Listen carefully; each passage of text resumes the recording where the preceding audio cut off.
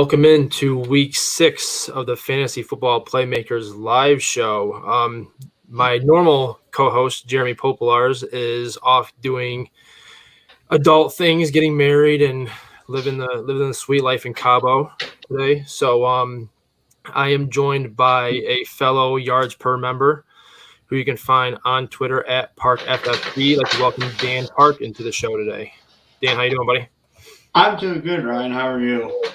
I'm good, man. Just everybody knows I'm a Bills fan, Titans fan, ready for tomorrow. Oh, boy. Nervous. Nervous.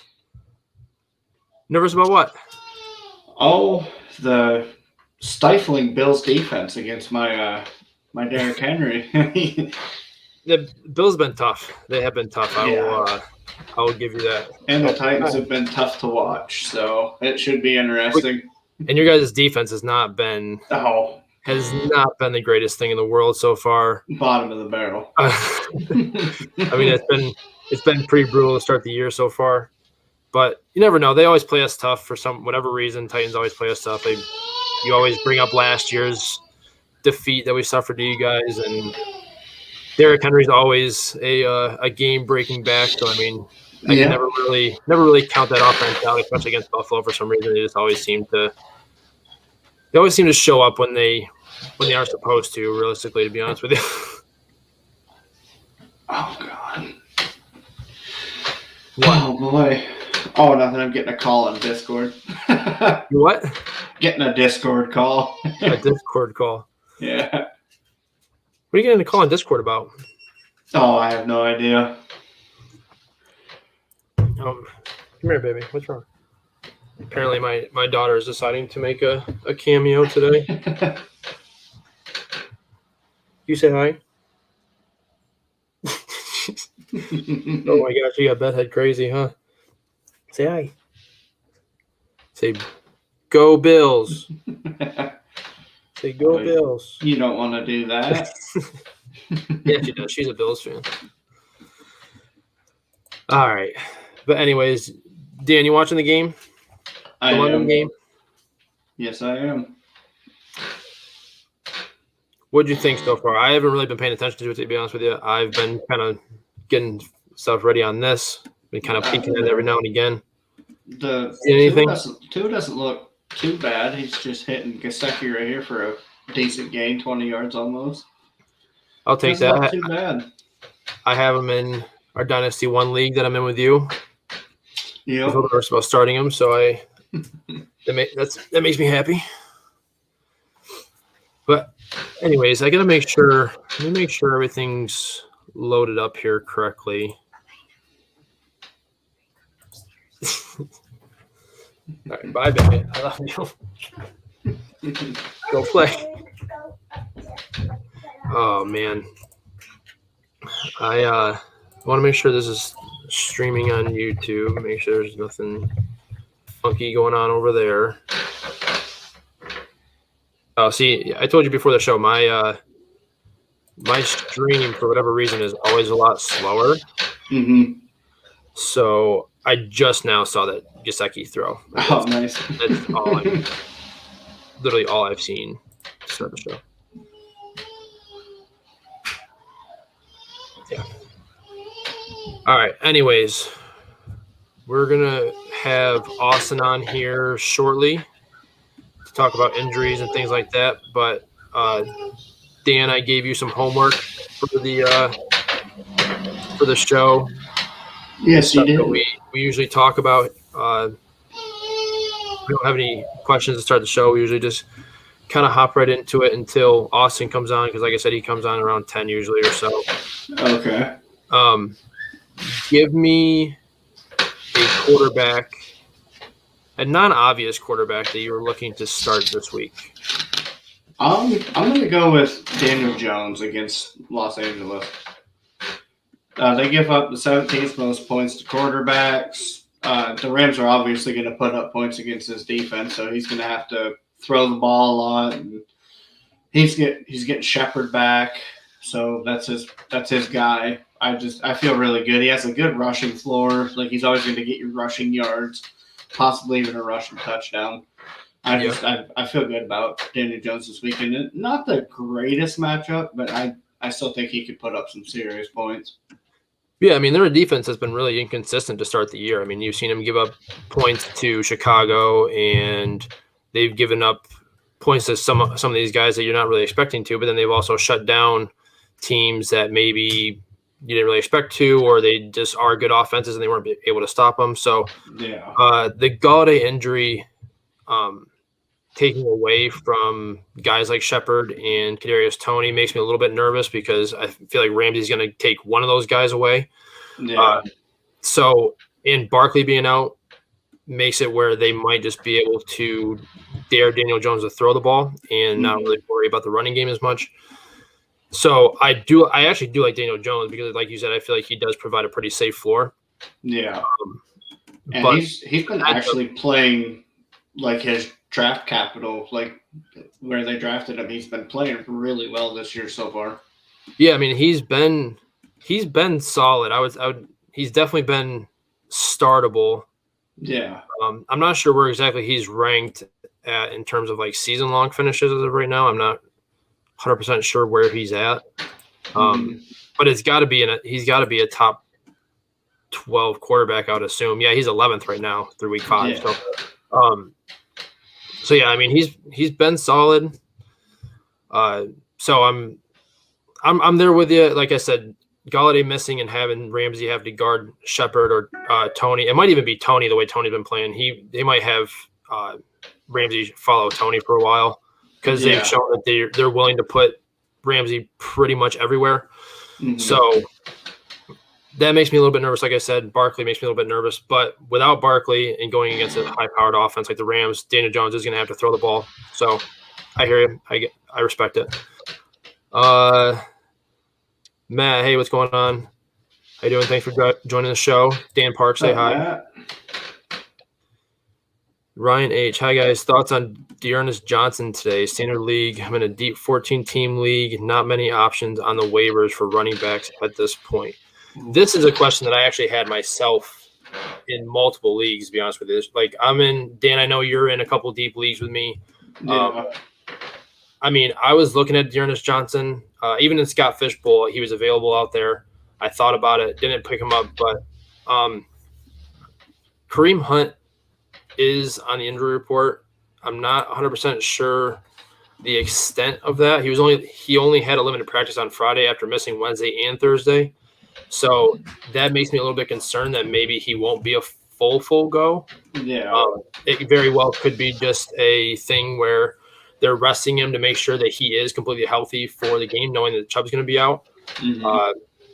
But my question was if Hunt were to go down, we've seen Demetric Felton get that run outside of Dearness Johnson. It wasn't Johnson that got the run when they needed a third back to come in. It was Felton that got the back or the work, and he seems like he's the better receiving back. So this question is honestly hard for me because I've had the same question myself in my own lineup. So Dan, I don't know how you feel about it. If you have a little bit more clarity or idea on what to do with that here. I would think that you would go with Felton because even this year he's proved to be even ahead of him on the depth chart, and like he's gotten play time. And in a league like that, deep league like that, I think Felton would be the better option. Well, that's what I mean. They came out and said that Johnson is the RB2 today. But we've seen it where teams say that and then they end up giving the ball to somebody else. They never expected to do it. So, I mean, if you're going to take a dart throw like that, I feel like I'd rather take a dart throw on the guy that has a more PPR upside, and I think that's Felton. But for me, if it's not Kareem Hunt given a full go, I'm not sure that I'm willing to play either one of them just because you're so unsure of what's going to happen. It's a complete dart throw outside of Kareem Hunt, but you're looking at a home run swing, and you got to hope that it's a legit home run because you're just not really guaranteed anything. And going against Arizona could be a high scoring game. I feel like Felton is the guy just because of his PPR upside. I'm not sure, Ryan. I'm not sure if he's available in your league, but that's where I would go personally, and I could be wrong. Dearness could be the guy, but I just think Felton would be the way to go PPR wise. Yeah, it's Or Felton for me it's too. standard. So I forgot that it did say standard. I'd still rock with Felton over Yeah, Johnson. I think I'd still go Felton just because he has more. I feel like he's probably gonna have more ways to score a touchdown. Like he is a solid back. He's quick and makes quick adjustments, quick cuts. So he could have a receiving touchdown that breaks open, a screenplay that breaks open. So that's where I would go. I would just go Felton if you had to choose one or choose one of these other guys in the backfield. But I'm not feeling great about it if I have to start either one of those guys, to be honest with you. All right, Matt, can you pick two for me? Khalil Herbert, Cole Beasley, Kadarius Toney. One is for wide receiver. One is for flex. Also have Singletary as well.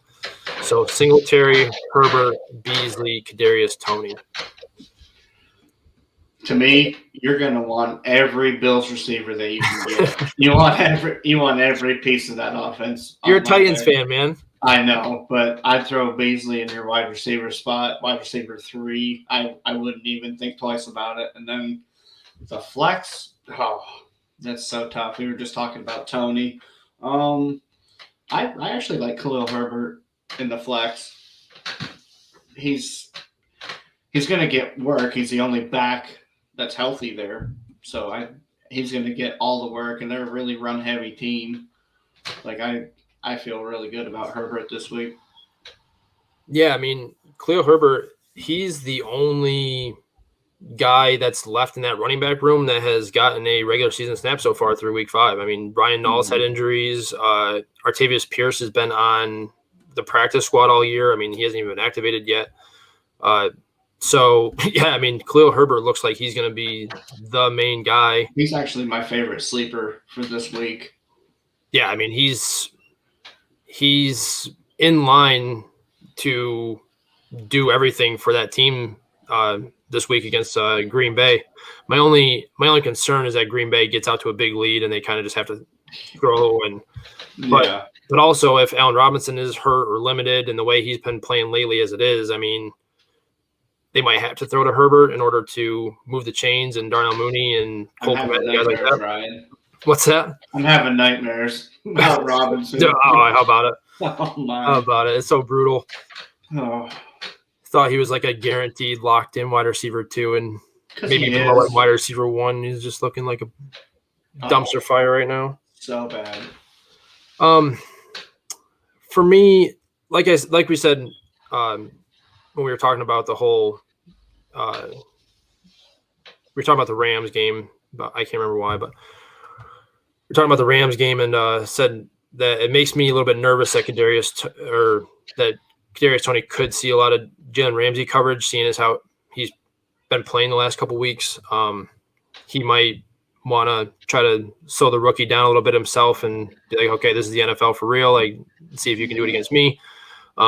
Shepard's coming off the injury. I don't think Slayton's going to play today.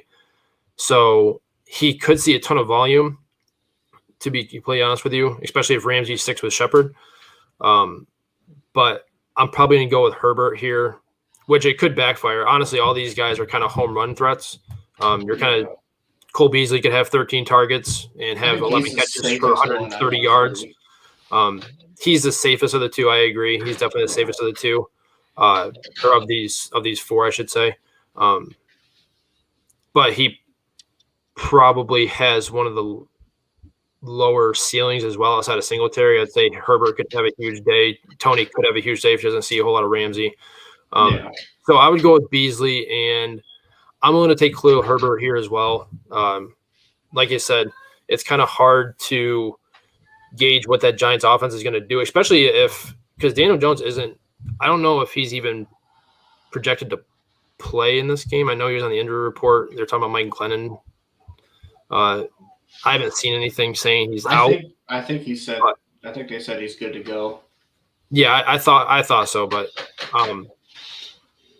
even with, like I said, with Galladay being out, Slayton likely being out, I'm just kind of wary that Toney sees Ramsey, and that makes me kind of fade him because I don't think, even though he is good and I feel like he's getting involved a lot more, obviously, and he's starting to get more acclimated with the NFL.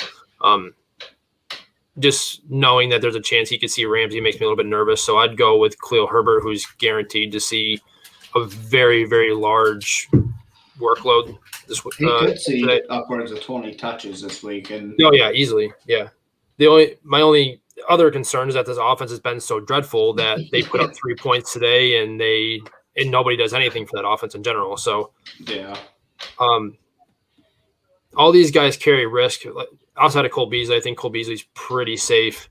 But Singletary, Moss looks like he's taking over that backfield pretty securely at this point, at least all the valuable touches anyways. He saw all like 20 of the running back red zone touches last week. Khalil Herbert has a low floor just because of that offense in general.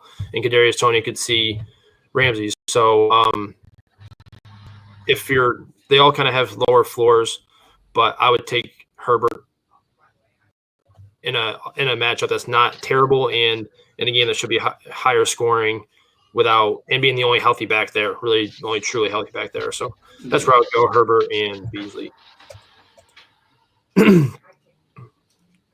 Go Texans. I'm sorry, man. What do they got today? I forgot. I don't even know who they play today, to be honest with you. Oh, I just had it pulled up. I just had the whole schedule pulled up. Where'd it go? Oh, it's right here. Who do they got today?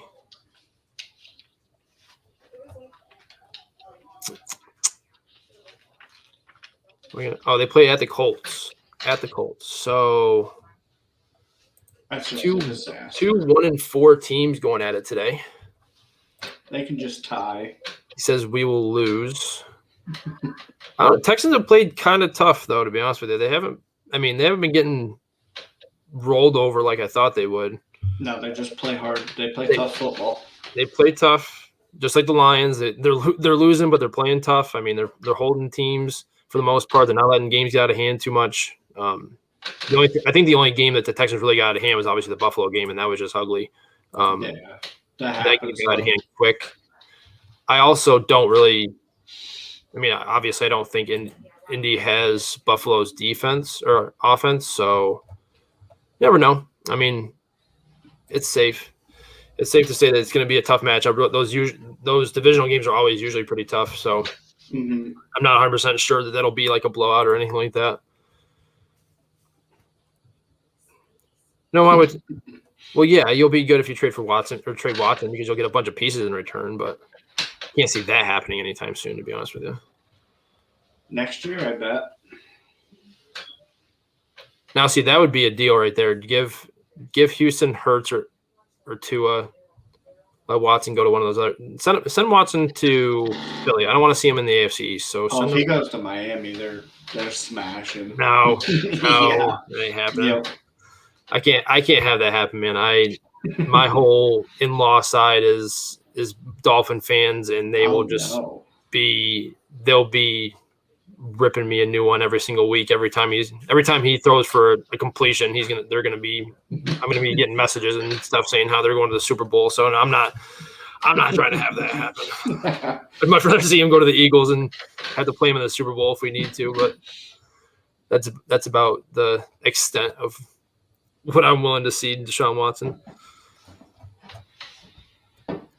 Oh, I was going to ask you about that, Dan. How do you feel about Zach Ertz going to Arizona? Obviously, he can't play today because the rules state that he can only play one game in a week. But wouldn't that be fun?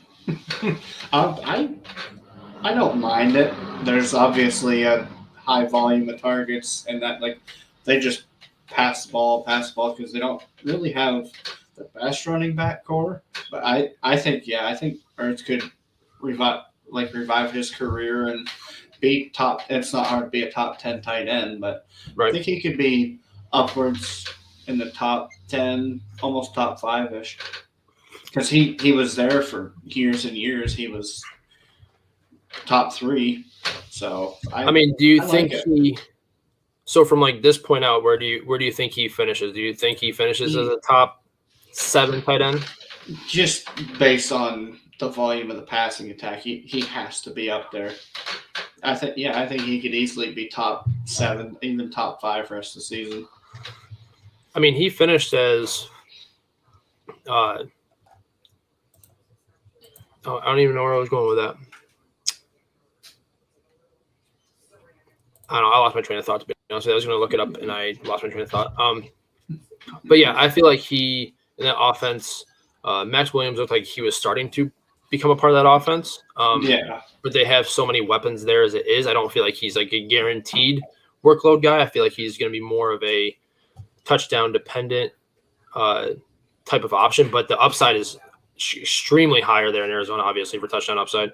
I think it hurts Chase Edmonds quite a bit with the little targets and everything, the little dump offs and everything. Yeah, I think it does hurt. Yeah, I think it does hurt the upside of Edmonds a little bit in PPR.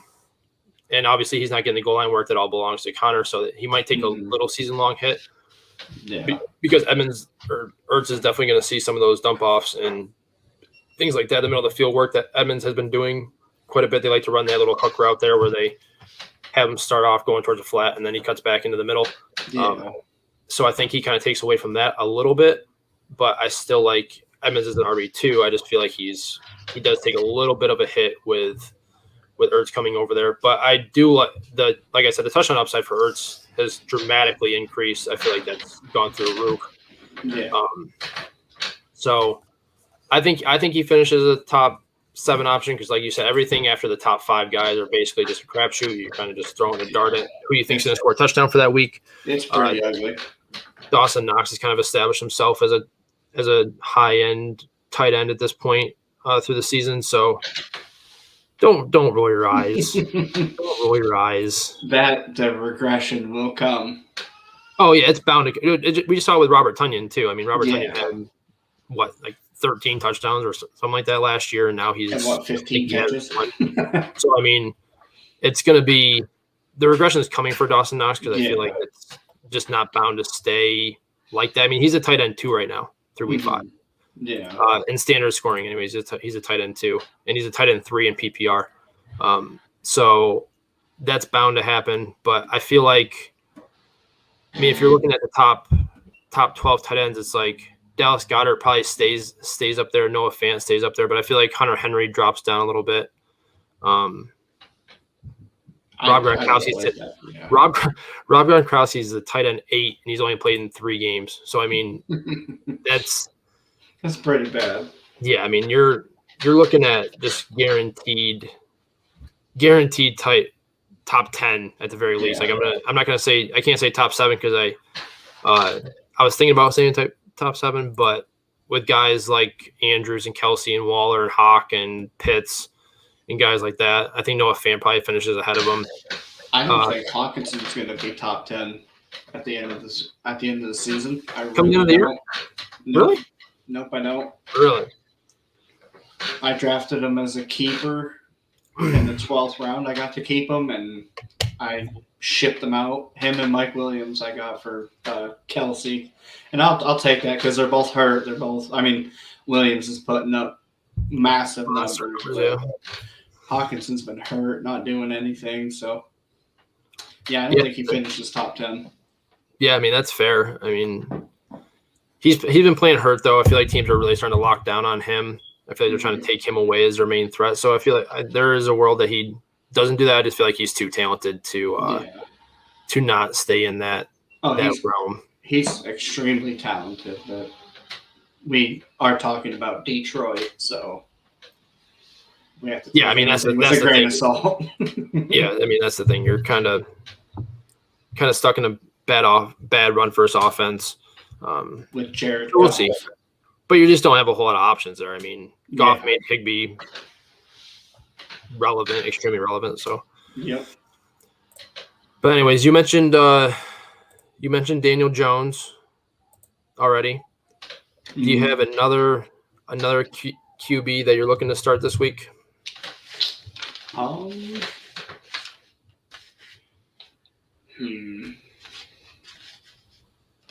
Fire up Ryan Tannehill. What? Yep, fire him up. I love it. What? Yep. You were just saying how good Buffalo's defense is. And it is good, but they're gonna have to throw the ball. They're not gonna run it all the time because they're gonna be down. And Julio's back at practice. He's gonna play, and AJ's back. Give me Ryan Tannehill. So you're just being a homer right now, is what you're saying. This is a complete homer pick, yes, but I love it. I absolutely love it. You do know that Buffalo's not even allowing 13 points a game to QBs right now, right? Hey, that's okay. Like you said earlier, they play Buffalo tough, so they do. It's going to be exciting, but yeah, give me Ryan Tannehill with his healthy receiving core. But even with his healthy receiving core, he hasn't really done much. Like I don't know. I'm not willing to start him this week. He played one game, I think, when they were both on the field together. I think they'll be just fine, Ryan. I think it's going to be a good game. I mean, I can't really say much. I have a guy that hasn't been doing. Actually, I have two guys. I have my one start and my one sleeper are both guys that haven't done much of anything this year, so I can't really say too much. But I don't know. I think it's gonna be tough. But Tannehill is talented enough. He's got the weapons around him. He could do it. And the pass-catching running back, Derrick Henry. Don't forget about that. Man, if that keeps up, oof. Oh Lord, man, 1.01. Yeah, he's a league winning back just in himself. Like I feel like he's a guy that if you have him in your lineup, there's a chance he can win you the week every single week, regardless. And if his pass catching keeps up, I mean, yeah, brutal. I got to play him in a couple leagues this week. I got to play him in our Dynasty 1 league. Him and Najee Harris, Najee Harris, I love his matchup this week, so I'm not really excited about my matchup this week. But it is what it is. We'll see what happens. Who's your sleeper QB for the week? My sleeper QB was actually Daniel Jones. He was because nobody's really – they're going to look at the matchup and, kind of shy away from the Rams. But, yeah, I'll fire up Daniel Jones. He was my top sleeper at quarterback. All right, fair enough. So, for me, my first QB start is Taylor Heineke. Oh, yeah, I love that. And, I mean, before last week, he had posted 3 straight 20-plus point performances, even in a tough matchup against Buffalo included in that stretch. Had a bad week last week. He missed some open receivers. I feel like he tried to force the ball a little bit to McLaurin a little bit too often. Just kind of played bad. And honestly, hopefully he wasn't really in your lineups anyways due to the matchup.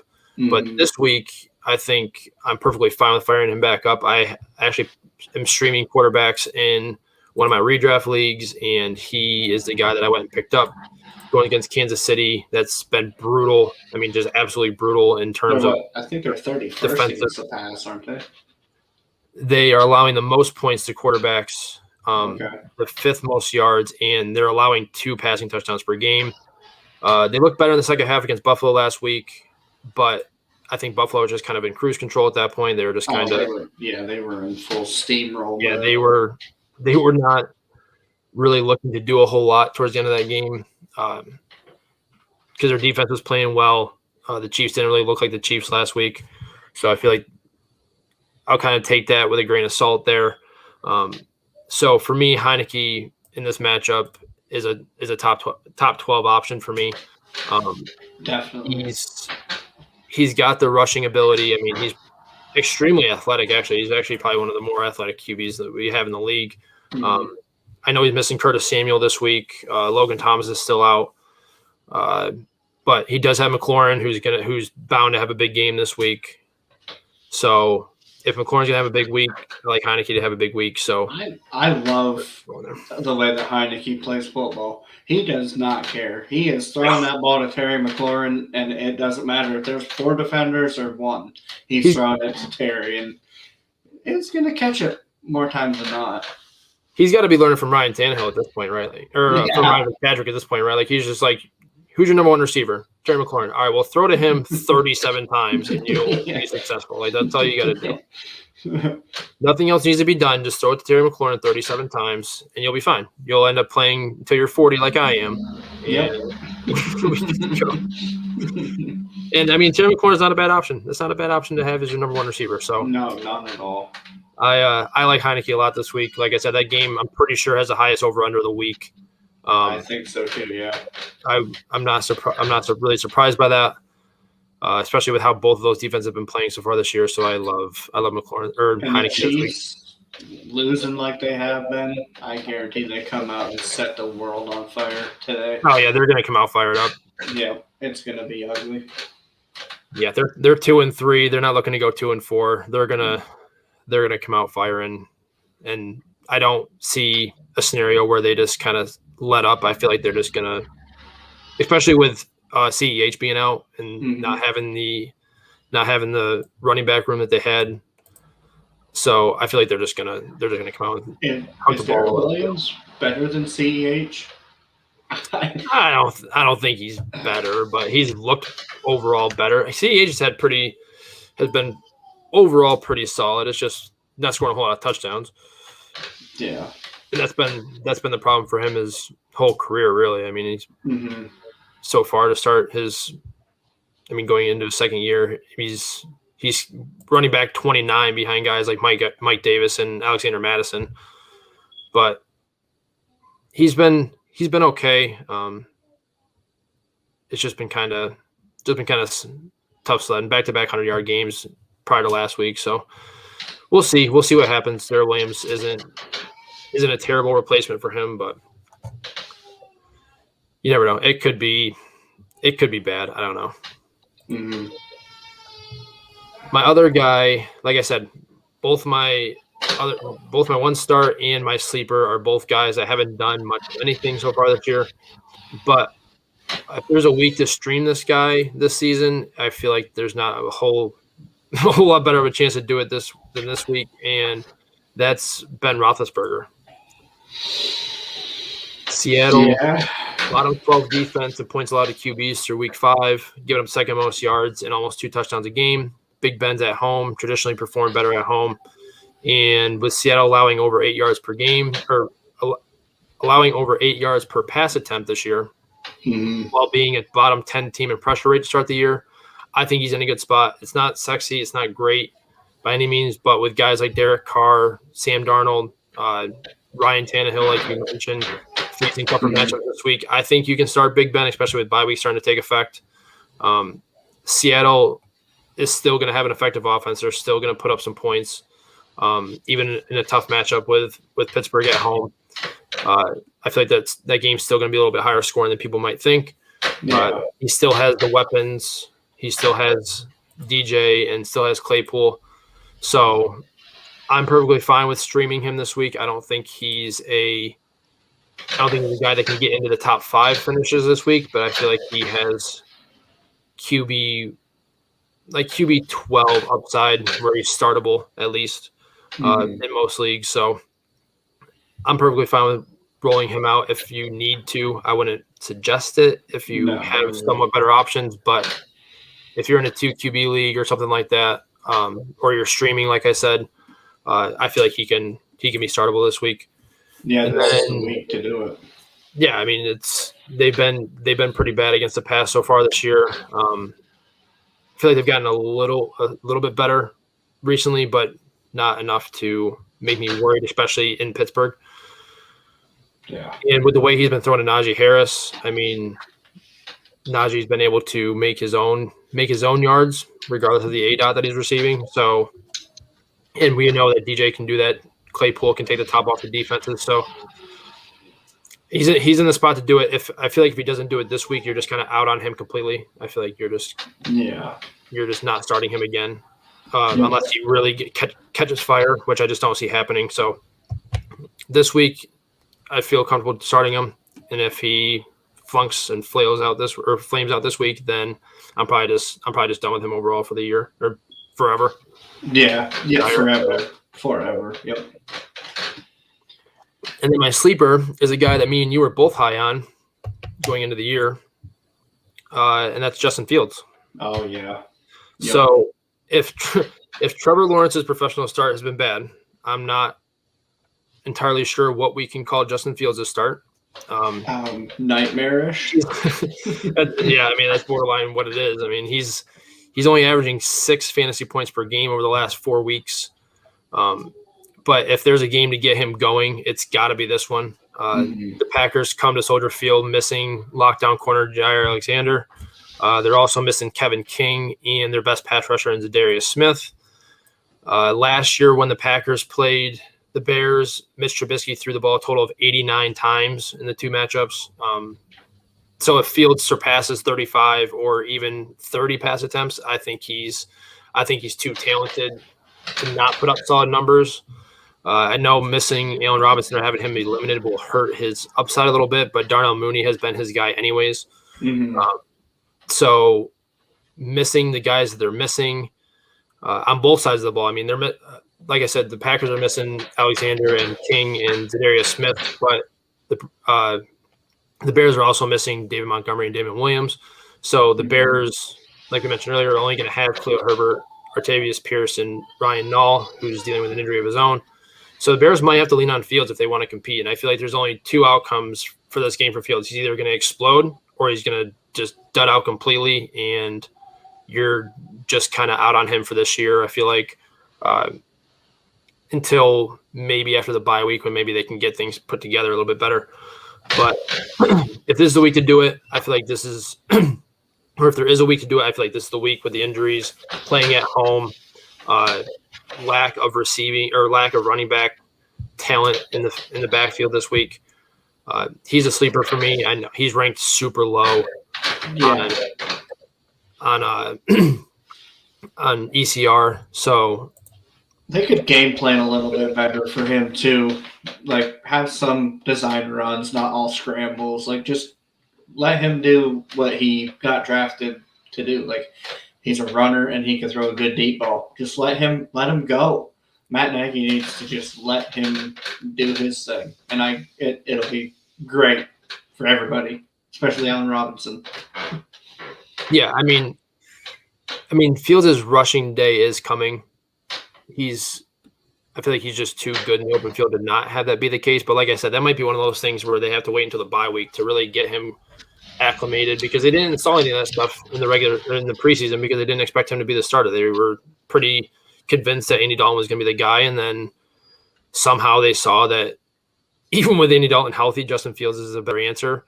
So I feel like they know his upside. I feel like they know his potential, but they just aren't willing to use him in the proper way at the moment for some reason. So, like you said, hopefully they can get that turned around. Hopefully they can figure out a different way to get him utilized. And hopefully it's this week because, like I said, I feel like he's a sleeper for this week. I can't remember how low he actually is for week 6 in terms of ECR. But he's pretty – he's at 25. I mean – oh, wow. The only guys ahead of him, or the only guys below him, are Mac Jones, Geno Smith, and Davis Mills. So, I mean, the rushing upside alone should keep him higher than those guys. But his arm just hasn't really done what you need him to in order to be effective. So, he's a sleeper for sure. I'm hoping that he can put it together this week. I know I have him in a couple super flex leagues. I don't have to start him this week, and I'm probably not going to because of how I attack Superflex drafts anyway, so I don't really have him as my QB2. But I'd like to see him get going just so that way I can feel a bit more confident in the fact that he can be an NFL quarterback that's going to be fantasy relevant. Yeah. So he's a guy for me that I'm looking to hopefully have a good week this week. Dan, where are you at in the Jacksonville game over here? It's on a commercial now, but I think it's second quarter. I'm not sure. They just went to a commercial with like 12:39 left in the second quarter, so I'm not sure where I'm at in terms of where you are on the game. But yeah, as soon as it comes back on, I'll let you know. All right, Dan. On to running backs, who we've seen a crap ton of injuries. CMC just got added to the IR, which kills me in a couple leagues. 2 leagues exactly, or no, 3 leagues. 3 leagues I have him in. Got him in our Dynasty 1 league over the offseason. Love the idea of having him on my team. But are you kind of out on CMC? Or are you just hoping that he gets healthy and then he can take off and be what he was? If he's healthy, I mean, the production speaks for itself. But I don't ever get a high enough draft pick to get him. I'm always at the bottom, in the back end of the draft. But I'm off of him from now on. I was off of him this year. If I would have gotten a top pick, I wouldn't have taken McCaffrey. I don't blame people for doing it because when he's healthy, I mean, it's at least 30 a game. But he has to be healthy. He had 2 different injuries last year that kept him out. And now this year again, it's little stupid injuries that are just, they keep lining up. And I'm out. Yeah, I mean, it's been rough. It has not been fun by any means. But like you said, I feel like he's just, once he's healthy and he's on the field, he's used so much that it's just hard to get rid of him. But because now that he is starting to get that injury label on him now, people aren't going to be willing to pay what you could have got for him before. I mean, unless somebody truly believes that he can just come back and be the guy that he was, which I still believe he can. I think he's proven throughout his career up until last year that he can stay healthy. And I feel like this might be more of like we just want to make sure that he's really ready to go. He's really healthy, type of thing, especially in the spot that they're in terms of the record. I feel like they might think they're okay. So I don't know. It's tough. It's tough for me to say what he's going to do because we just don't really know. But I'm holding on to him in hopes that he can give me a championship come playoff time. That's kind of just what I'm banking on at this point. And he definitely could, but yeah, as far as drafting him in the next few years, I'm sold. I'm done. That's fair. So you're not gonna accept a trade if I send it to you? It all depends on what the trade is. I don't know. I have to look into that a little bit later. Anyways, take anybody at the right price. Anyways, give me a running back you're looking to start this week. My smash start is Kareem Hunt. He's at the best spot. Yeah, it's Kareem Hunt all day. You got Chubb out. It's going to be a pretty good game. Like, a lot of points are going to be scored. He's going to get almost all the passing down work. He's going to get 15 to 20 rushing attempts along with all the passing work that he's going to get. He's averaging 60 yards and a touchdown on the year on the ground. So, yeah, I mean, he's looked fantastic so far. I mean, he's been insane. He's kind of in that, even if Chubb was in, he's kind of entered that must-start category, even as a flex play, because he's been fantastic to start the year. Pretty sure he's in the upper echelon of finishes so far to start the year. So I'm there with you. I completely agree with that. He's a RB6 in standard right now through week 5, and the RB6 in PPR as well. So yeah, I mean he's been killing it. Now getting the injury might be a little concerning because, like I said, he didn't practice Wednesday or Thursday and he was limited Friday. Very well could have been a thing where they're just like, you know what, we're not going to have Chubb. We're just going to rest him up, make sure he's healthy, ready to go, and he gets a full workload. So it might not be anything to be worried about, but still something to consider a little bit. And I think Chandler Jones is out too. For the I did see that. Yeah, that definitely helps. And aside from week 1 with Derrick Henry, the Cardinals, like when they face like a workhorse back, they just get absolutely gashed. Their defense gets absolutely gashed by workhorses. The ones that like you got Dalvin Cook, who had over 100 yards and I think 40 yards receiving, something around there. So they give up a lot of points to like your workhorse backs, and the Browns are going to put up, like I said, a ton of points. And so are the Cardinals. So it's going to be a shootout, and I expect Hunt to be the focal point of the offense because we can't trust OBJ right now. So yeah, I mean, I agree. I think if he's active, like we're assuming he's going to be, I feel like he's a must start. He's going to be a RB2 with massive RB1 upside. So I completely agree with you there. I've always done this segment as like guys that you're maybe potentially thinking about sitting. I know that just because if you're like Derrick Henry, start him or anything like that, you know what I mean? Like obviously you're going to start Derrick Henry. So my guy who I was wrong on last week is Myles Gaskin. I said he was a sit last week due to the matchup and how I expected the game script to go for the Dolphins. But the Dolphins used him like never before. I mean, he had a career high in targets and receptions last week, 2 receiving touchdowns, and even averaged 5 yards a carry, but only saw 5 carries, which that's kind of what I expected. I didn't expect him to see all the receiving work he was getting. And with Devonte Parker being out again in this one, and Will Fuller being out, there's a very good chance that he gets that receiving work again. Yeah. And this week they're playing Jacksonville, obviously. So hopefully you started Myles Gaskin. They're allowing the most rushing touchdowns on the year, seeing the 3rd most attempts per game through week 5. Tua's back. Should help keep the defenses honest. And like I said, hopefully you started him. I know the game's already started. Didn't really think about that when I was doing my start sits.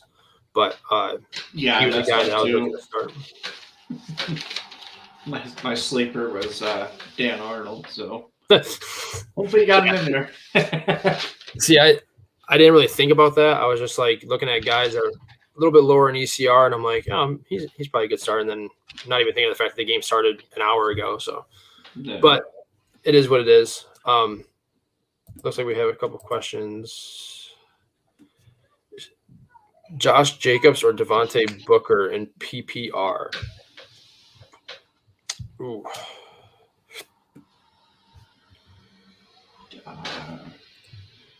I guess Jacobs. Not happy about it, but that's it. The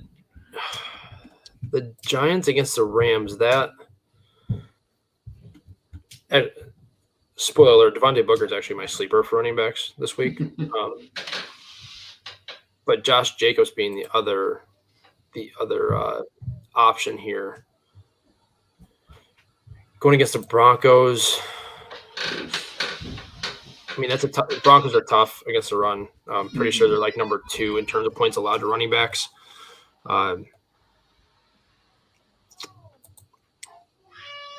Honestly, I think I'm willing to take the chance on Booker given the matchup that Jacob has. It's kind of more of like a volume-based thing here for me. I know Booker's not the best name, nor is it the greatest matchup, but the Rams, like we said earlier, aren't a very consistent team against backs so far this year. They've given up 270 yards and 3 touchdowns to David Montgomery, Chase Edmonds, and James Conner, but also we're pretty tough against backs from Indy, Seattle, and Tampa. So I'm kind of banking on volume here. I think the Giants are going to try to keep that Rams offense off the field as much as possible. And Booker has had moderate success when he's given a larger workload. I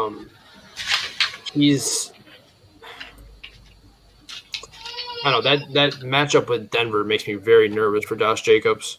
And the turmoil that's going on with the organization right now in general. I mean, that whole thing with John Gruden coming out, him stepping down, if you want to call it stepping down, makes me a little bit nervous. That team might be a little bit nonchalant this week. So I think I'm going to take Booker here, to be honest with you. I don't really like it. I don't really like either one of them in this matchup this week, but I feel like Booker is probably the guy that I would go with and just hope that he gets a decent amount of volume. Yeah, I respect that. I don't really like either of them, but Jacobs is just a more proven back. So, and I honestly think that the Raiders could get out ahead of the Broncos and just sit on the ball and give it to Josh Jacobs and run the clock out. And he got 5 catches last week, I think. So he's getting passing game work. It's just I like Jacobs this week in a pretty tough matchup. Yeah, give me Jacobs. Even in the tough matchup. Yep, over Booker. Yeah, he's just more. He's been more proven. Yeah, I mean that's fair. The only thing that's concerning to me is he hasn't had over 50 yards rushing at all this year. He has seen back-to-back games with 5 targets, which is a little bit more encouraging, especially with how he's been used in previous years, not seeing that much of the volume work. But like I said, it just seems like when he has a big game, they usually win, and when he has a solid game or when he doesn't play very well, they usually lose. Last week he had a touchdown, their only touchdown against Chicago, so he's probably going to see the goal line work. I'm just kind of nervous about that matchup in Denver, so that's just kind of where I'm leaning at. Like I said, the Rams have been a little inconsistent against running backs, and they might dare Daniel Jones to throw, so might open up some more running room for Booker. So that's just kind of where I'm at. Jacob hasn't very, very impressive. He probably has more touchdown upside.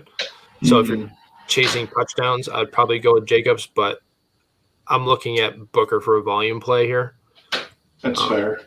That's just kind of where I'm at. Not that Jacobs has been getting a small amount of volume. It's just kind of like he's seen 18 or more opportunities the last 2 weeks, but they've lost both of those games. So I'm not really sure where exactly they go. So I'm going to take Booker there. Josh Poplove. I need to start 2 of Mike Williams, Tyler Lockett, Darius Toney. I'm assuming that's Miles Sanders and OBJ. And it's full PPR. Take out Miles Sanders. No, I think it's Emmanuel Sanders. Oh, Emmanuel Sanders, yeah. Oh, boy. If Mike Williams plays just based on the way he's been playing all year, you have to start him. So give me him and Emmanuel Sanders. Like I said earlier, the Titans and Bills game is going to be a high-scoring one on both ends, and you want every piece of the Bills' offense that you can get. So give me Mike Williams if he plays and Emmanuel Sanders. Yeah, I feel like I agree with you there. I feel like Mike Williams, if he's ready to go, I feel like you have to start him even against Baltimore. That game's probably going to be higher scoring as well.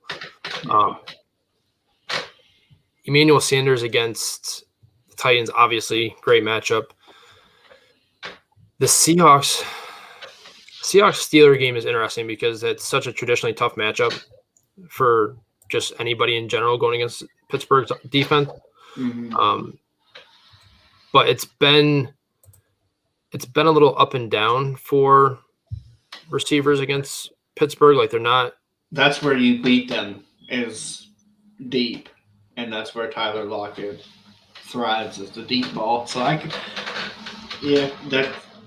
but it's Geno Smith this week. It's not Russell Wilson that you're playing with. So yeah, that might make it different. I'm not quite sure what Geno Smith's offense is going to look like. He looked effective last week. I know he had that nice ball to DK Metcalf in the end zone last week. But I feel like DK is probably the guy that benefits more from Russ being out than Lockett is. I feel like Lockett is that deep ball guy that Russ likes to target a lot when he needs to go deep or wants to go deep. The chemistry those two have it's just incredible. I know. He's a guy that can win you a week on 4 targets. I mean, he's unreal sometimes, but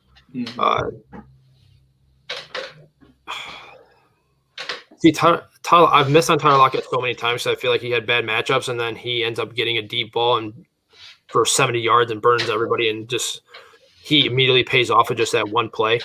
Yeah.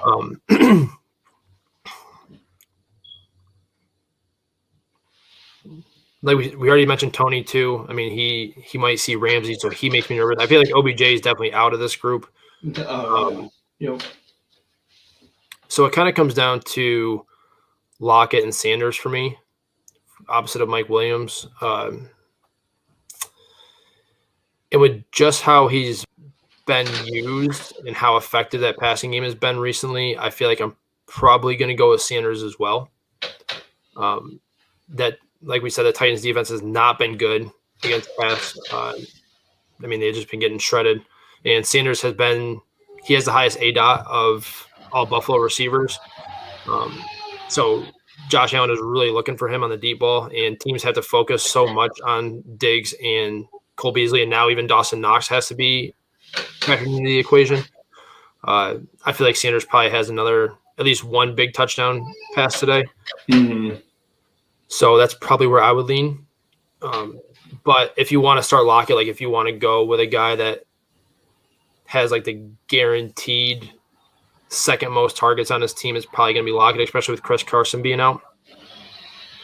And yeah, I mean, he's saying benching Lockett just feels weird, and it does. I mean, with how he is and how he can just pop off at any given moment, it's hard to bench him.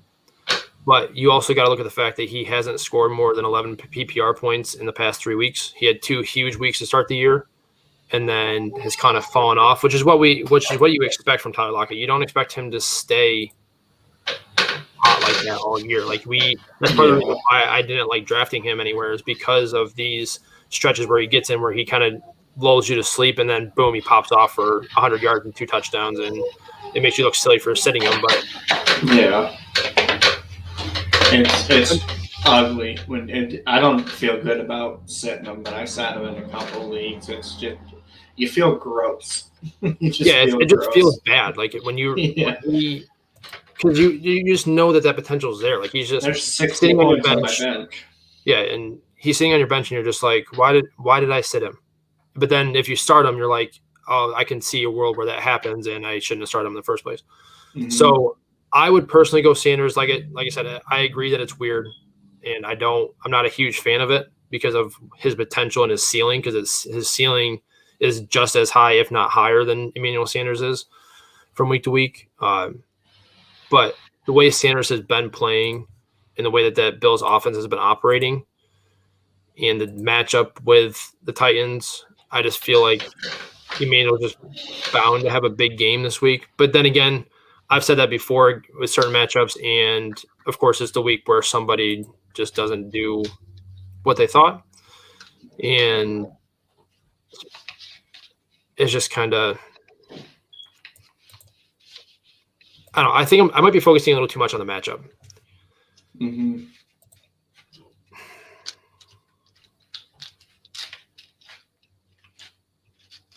No, I'm changing it. I'm going to go with Mike Williams and Lockett. I talked myself into Lockett. Because like I said, if you bench him and he pops off, you feel foolish for even considering benching him. Yeah. And even in a tough matchup, he's still a guy that can pop off for 4 and 100 and a touchdown. So, because Geno can hit him deep. He gets one deep ball this week. Geno is one of those guys that will keep a team afloat long enough to get their starter back, and then he has to go back to the bench. He's not a guy that can start for all 16 or 17 games, but I feel like he's a guy that can keep them afloat for the time being. Mm-hmm. And as long as Seattle's offensive line can hold up and give him the time to hit Lockett deep, I feel like he's the better play after thinking over. I really think I'm focusing too much on that matchup with the Titans defense for Sanders. It's nice. It's such a good matchup, but I feel like I'm focusing too much on it. But Sanders could be in for a big day. Just keep that in mind. I'd start Lockett, but Sanders could very well be in for a big day. I mean, last week against Kansas City, he went 5 targets and had 2 touchdowns, but it only had 54 yards receiving. So that's kind of your range of outcomes are that or his 2 catch for 48 yards and no touchdowns that he had against Miami. So that's just kind of what you're looking at, because he's going to see at least 5 targets. He's seen at least 5 targets in every game so far this year. So he's going to see a safe floor in terms of his volume, but it's just too hard to sit Tyler Lockett in what could be a pop-off game, especially since he's had a couple back-to-back games where he hasn't really done much. So just kind of like a volcano waiting to erupt with him when he goes in these little streaks where he doesn't have a whole lot of points. Yeah. We had another one. Where to go?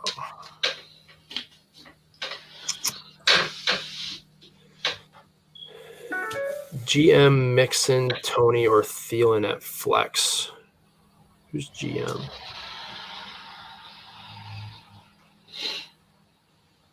Give me Mixon.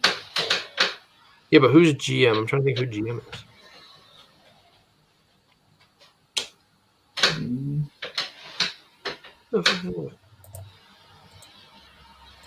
I honestly can't think of who that is. Why am I blanking here?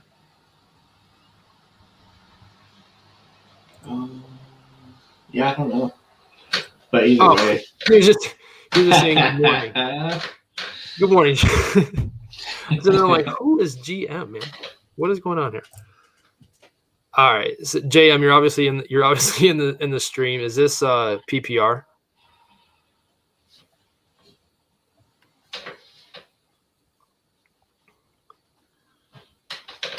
Because that makes a difference for me. I'm definitely leaning one way, but I would like to know if it's PPR or if it's standard. PPR or standard, I'm going Mixon. He's saying yes, it's PPR.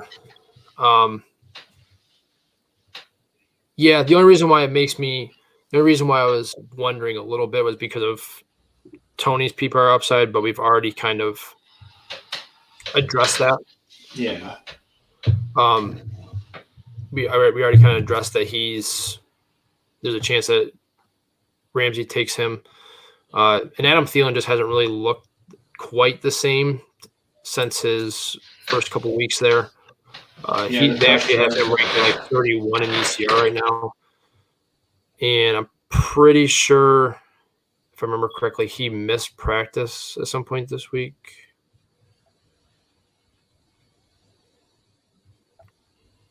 Yeah, I mean, he did miss practice Wednesday. He's facing Carolina. And he just hasn't really, like I said, he hasn't really been the same. Been 150 yards or fewer in 4 straight. So it's just he's kind of a guy that I'm willing to sit this week. I would go with Mixon there. And they're playing Detroit. Volume king. Yeah, I mean, they're playing Detroit, so he should be perfectly fine, ready to go. Yeah. Mixon or Pittman Jr. See, this one's a little bit closer for me.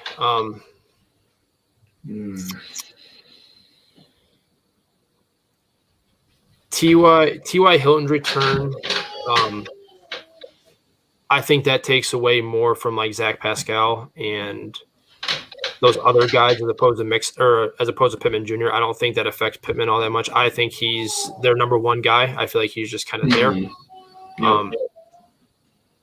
I don't think at this point in his career T.Y. is going to come back and become the number one receiver for them again, especially coming off an injury. So I think I'm still leaning Mixon here. Houston actually isn't that bad against wide receivers. They've actually surprisingly been top 7 defense in terms of PPR points allowed to wide receivers. I think I'm still starting him in mostly just because his volume and his floor seems so high right now.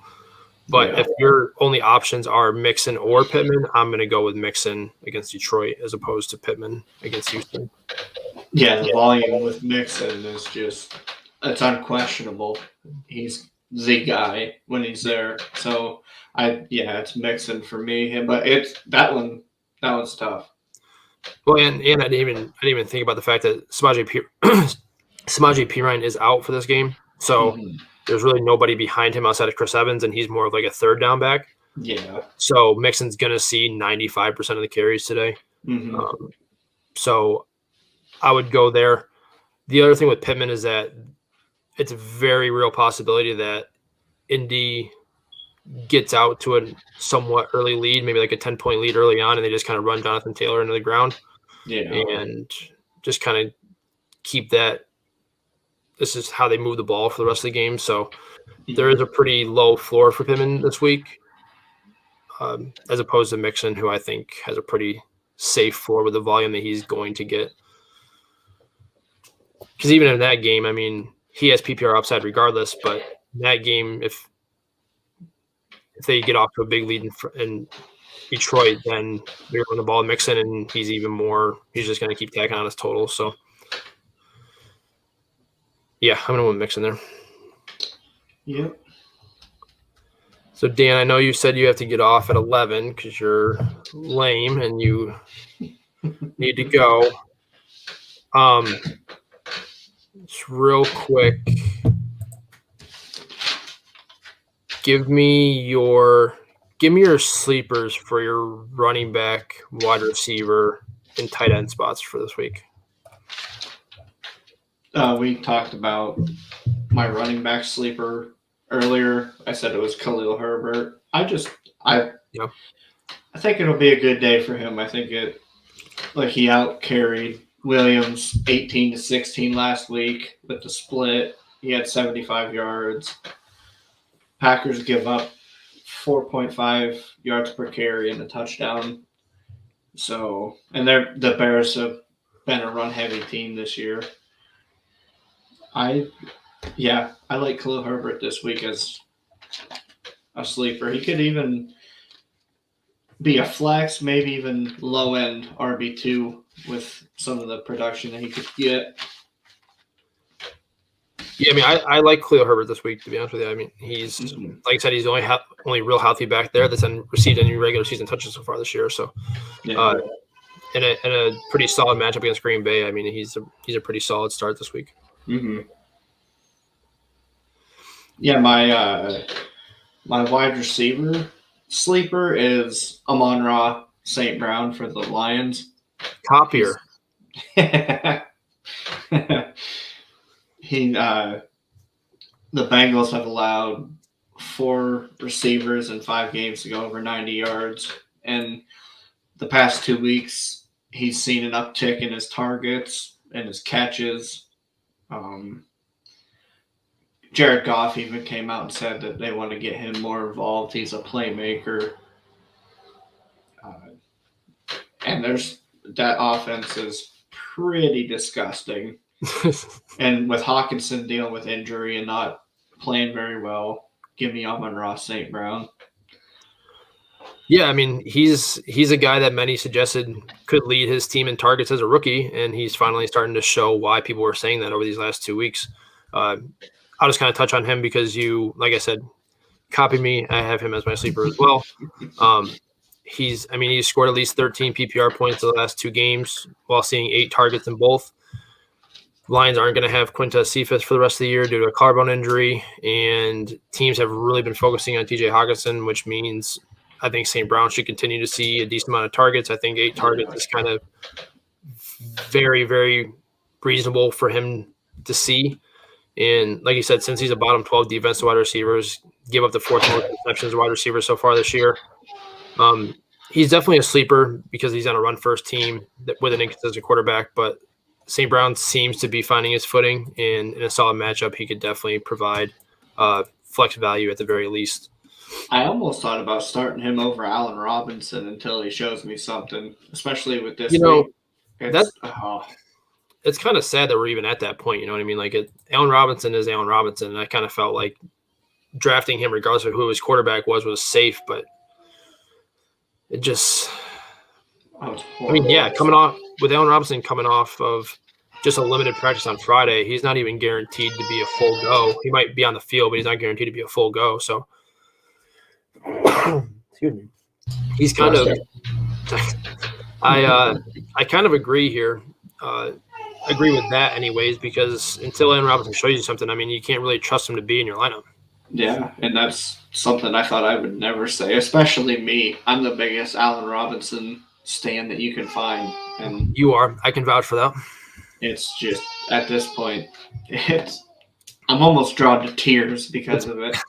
It's been ugly, man. I don't know what it is, but it's been ugly. I don't understand it at all. All right, let me hear your tight end sleeper before you gotta hop off here real quick. Well, it was Dan Arnold, but I'll give you another one. Give me Pat Freiermuth for the Steelers. Ooh. All right. Sneaky. I think he could fall in the end zone, get a touchdown. No juju for the rest of the year. And, I mean, you got Deontay who's going to get targets. You got Najee who's going to get the dump-offs. And then Claypool's I think he's a smash this week. But I think if they're in the red zone, they need somebody, big, just a big body in the end zone. I think Roethlisberger could find him. He could fall in the end zone, get you a touchdown. Yeah, I mean, I like that call. I feel like he's gonna end up as the feature guy. Mm-hmm. And we know that Ben likes to he does like to target a tight ends when he has one available. Yeah. So I like it. I mean, I don't know where off the top of my head, I don't know where Seattle is in terms of what they allow to tight ends, but I'm assuming their defense is just so bad. It's bad. They're like middle of the road. They allow like 13 points per game. And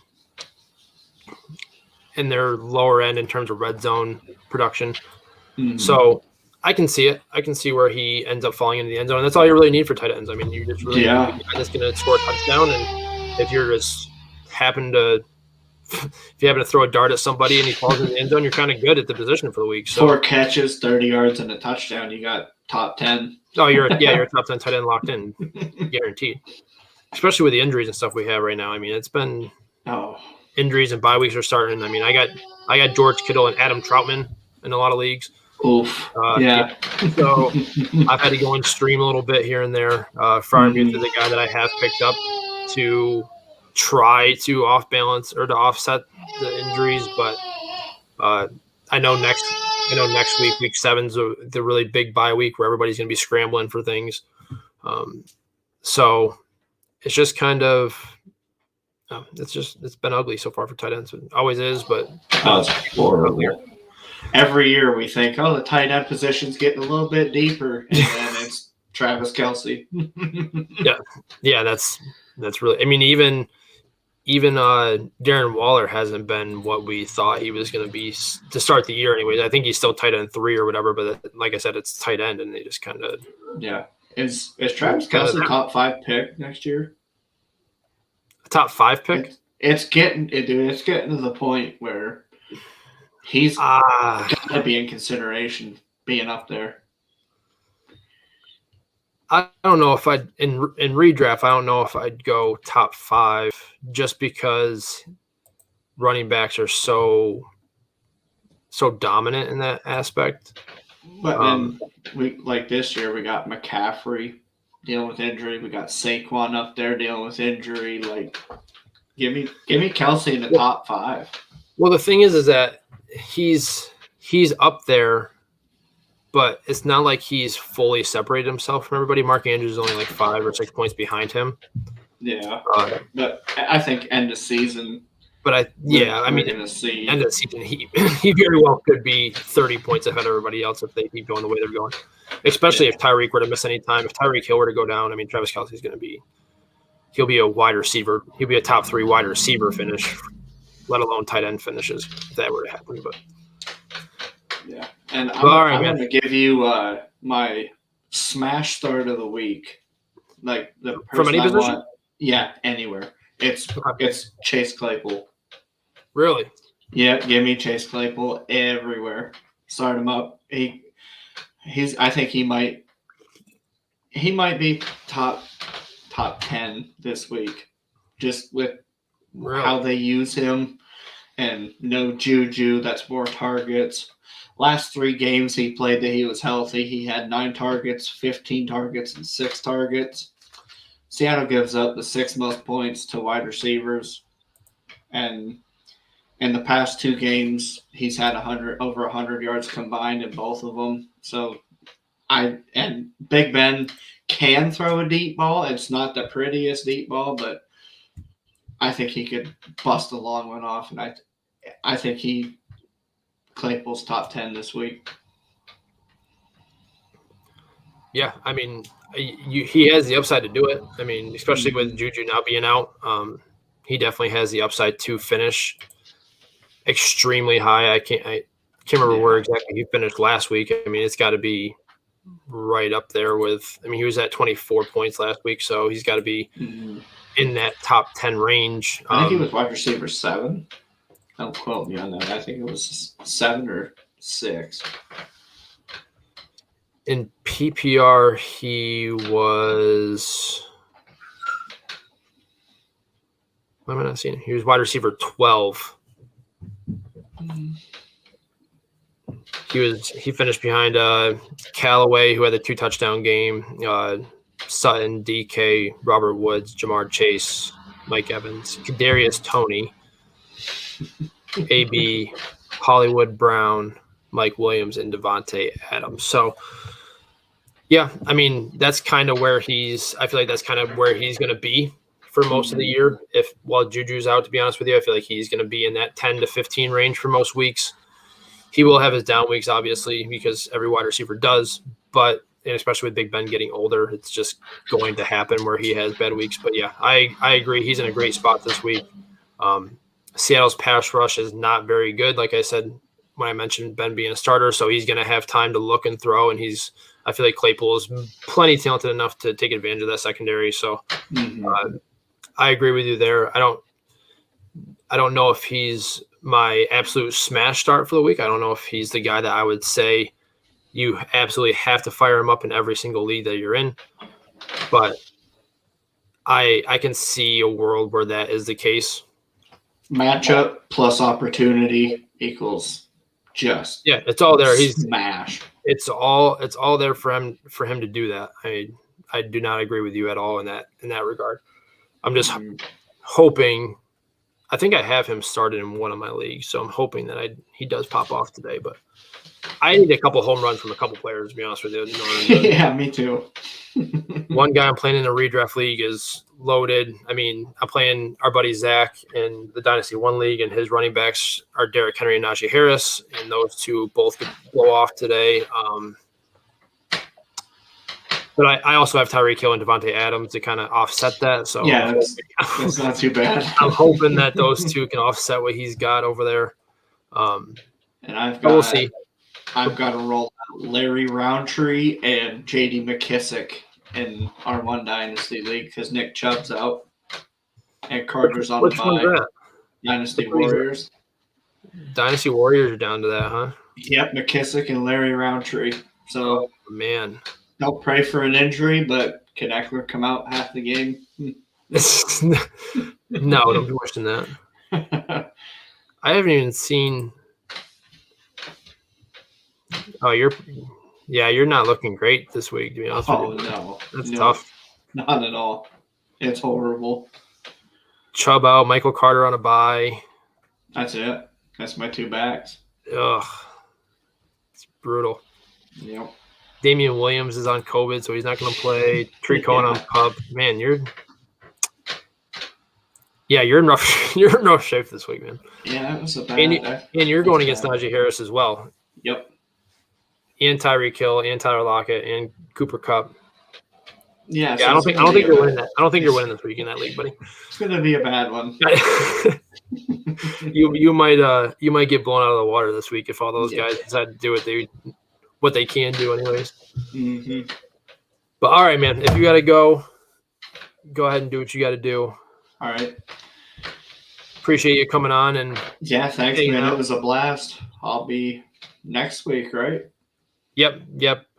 Jeremy is going to be – I don't know if he's already on his vacation or if he hasn't – or if he's actually at Cabo yet. I don't know if they left last night or this morning. I'm assuming it was probably this morning because he got married last night, so they're probably still recovering from last night, and yeah, they're probably going to fly out later today. But he will be in Cabo for the week, and we'll be back the following week for us. But Dan, if you want to give yourself a shout out real quick about anything you got going on or anything like that, feel free to do that. Yeah, go ahead and give me a follow on Twitter at ParkFFB. Working with yards per, and we're making the climb. We're doing great things over there. So go ahead and check the website out. I'm gonna get an article up soon about a couple of players that are really disappointing. It's going to be okay, guys. I promise. You're going to write a bad article. Yeah. But yeah, give me a follow. Give Ryan a follow if you haven't already. He puts out great work. And thank you for inviting me on, Ryan. I'm sure I'll talk to you sometime today, too. Oh, I'm sure we will. All right, buddy. See ya. See ya. Go Bills. Yeah, go Titans. All right, well, this is weird. Having only one person on the live stream. This is weird for me to be doing this. All right, now what is going on here?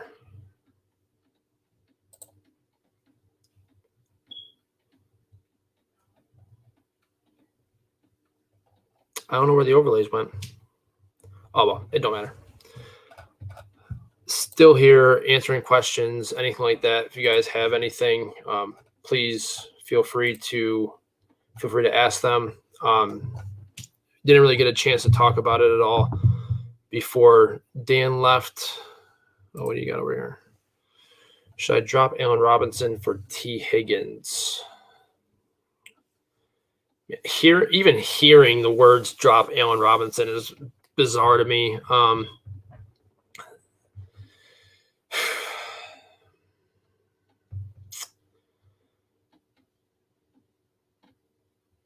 I don't think I'm dropping him for T. Higgins. I feel like if you have Allen Robinson, you probably have a better guy to drop for him. I do like T. Higgins a lot, but I'm just not willing to completely give up on Allen Robinson yet. I would like to see what happens after their bye week first. I'm not 100% sure when exactly their bye week is, if I'm being completely honest with you. But if it's somewhat relatively soon, I'm going to take a look real quick before I dive too far into that. Their bye week's in week 10. Man, I don't know. Their upcoming schedule is kind of tough. I know they get Green Bay this week, but then they play at Tampa and then at home to San Francisco and then at Pittsburgh before their bye week. But then after that, it kind of opens up a little bit. Baltimore is somewhat of a tough matchup, and then they get Detroit, Arizona, Green Bay, Minnesota, Seattle, Giants, and Minnesota again. So their playoff matchup and their rest of the season matchup looks really good out after their bye week. I think I'd be willing to hold him until that moment hits. Like if he just does nothing after the bye week, we've seen guys like this do this before where they've gotten into mini slumps and then come into the back half of the year and do what we've been expecting from them all year. So I think I would personally hold him for the time being. But if you need bye week help, if you're having some injuries and you're just not really, if you're convinced that Allen Robinson isn't going to be Allen Robinson again this year, then yeah, I would do that. But me personally, I think that I'm willing to give a guy of his talent more time to prove that he's actually just not going to work out with a new quarterback. Because like me and Dan had said earlier, that offense just isn't really doing much of anything with Justin Fields right now. I feel like they are just kind of trying to protect him a little bit more, which I understand to an extent, but at the same time, You're not going to win any football games doing that, at least not very often, especially against good teams. So at some point, they are going to open up the offense for Justin Fields. Like I said earlier in the show, that it very well could be this week, going against Green Bay without two corners and without their best pass rusher. So this week, like if you need a guy this week, I would do that, because Allen Robinson is coming off of 2 missed practices and a limited practice on Friday. So there's a chance that he's not 100%, and maybe he's just out there to be out there. But if you're looking at a longer term reach, I would personally wait. But if you're a guy that's convinced that he's just not it this year, then sure, go for it. I mean, Jamar Chase is obviously the number one there now. He's over Cincinnati. I mean, he's clearly been the best wide receiver in that room to start the year. So I'm not sure T. Higgins has much more upside than what Allen Robinson has, especially long term. But in the short term, yeah, he probably has more value. So it just kind of depends on what else you have to drop and how convinced you are that Allen Robinson isn't that guy anymore. Need to go check this out.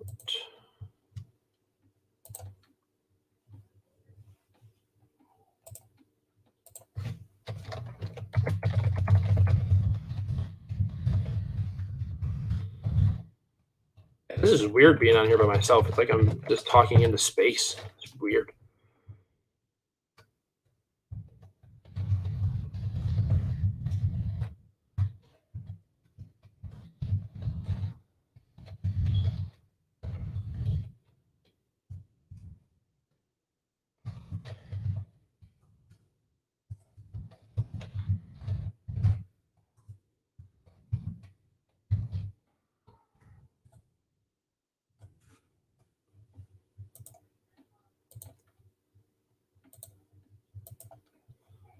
All right, so apparently, real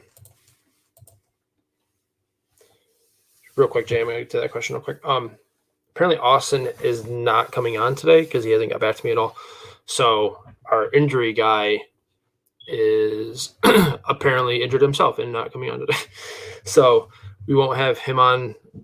At least it doesn't appear that way, as it's 11. He's usually on around 10 o'clock. So I'm assuming he's taking the week off today, which is fine. I get that. Anyways, JM, thoughts on Tony? I think he'll continue being one of the top options when the others come back. I personally think so. Yeah, I feel like with Galladay's injury history and just how he's performed as a first-round draft capital wide receiver, I feel like he's kind of established himself as being a guy that can do that. He's proven that he deserves to have more interaction in that offense even after the guys come back. I think Slayton is the guy that probably gets pushed out of the way there. If I'm being completely honest with you, I think he's the odd man out of that group. Maybe if you want to say he's still, I don't even think he's flex viable at that point anymore. Tony has really played well in the time that he has gotten. Back-to-back weeks of at least 9 targets. Last week he had 189 yards, was a wide receiver 4 despite not scoring a touchdown, which is extremely impressive for a rookie wide receiver. So looking ahead to their matchups, I mean, they get the Rams this week. Like I said, I'm kind of worried about Ramsey covering him, but if he doesn't, he could be in for another big week. And then they get Carolina, who's been tough, but then it kind of opens up with Kansas City, Las Vegas, at Tampa, who hasn't been very good against the pass, Philly, Miami, Chargers, Dallas, Philly, at Chicago versus Washington. So he's in a great spot to be involved consistently moving forward. Like I said, I think Slayton's the guy that kind of takes the back seat there. I think Shepard's still involved to an extent. Galladay will still obviously be involved once he comes back from his injury. If he does come back, I mean, he's been struggling with it for what seems like forever now. So curious to see what exactly happens with him.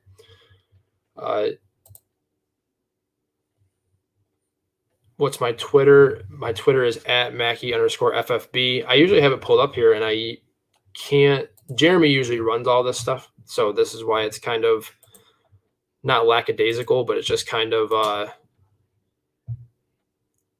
little bit newer for me to be doing this.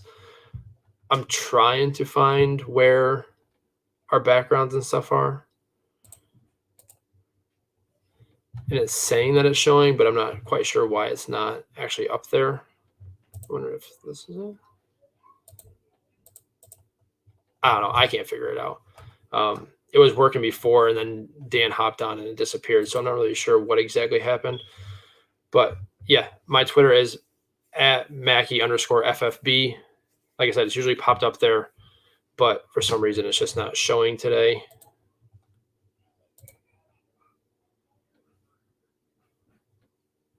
Why is that not showing up? I don't know. It's gonna make me mad. It's gonna make me mad why it's not showing up there.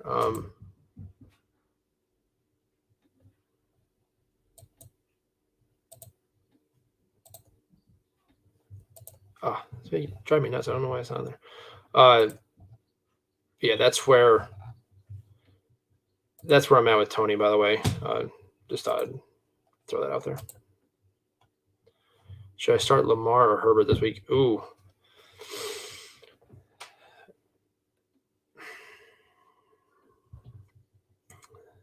See, this one is tough because Herbert has looked really good lately. But Lamar did just have a huge game. Pretty sure he was the QB1 last week. Don't quote me on that because I haven't looked yet. But actually, Justin Herbert was QB1 and Lamar Jackson was QB2. They both have huge upside, obviously. Lamar for different reasons than Herbert. Obviously, Herbert doesn't run nearly as often as Lamar does, but Herbert has a better throwing arm, has a better receiving weapons. I'm curious to see what exactly Shoddy B is going to bring to this Ravens offense. Sammy Watkins is out.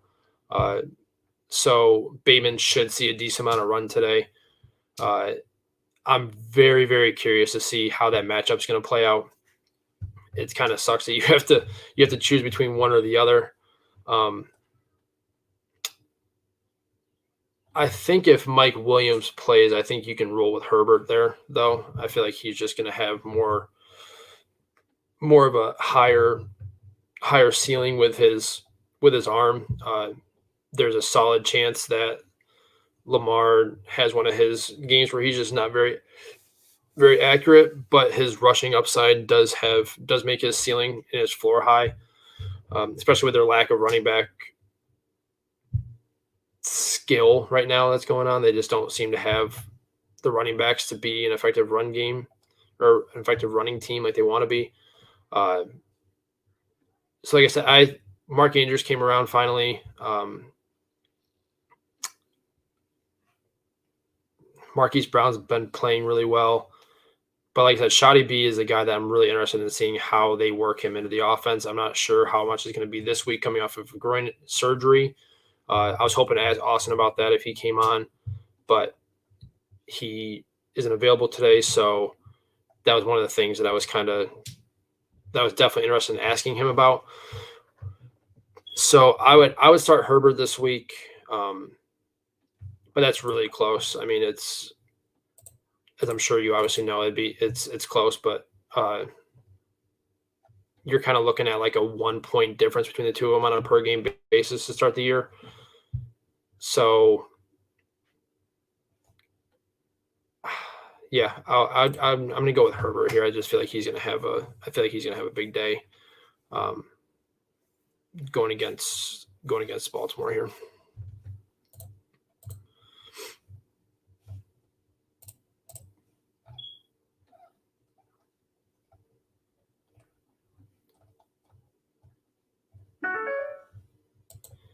Ooh, the game is in Baltimore, though. Might make it a little different. No, I'm still going with Herbert.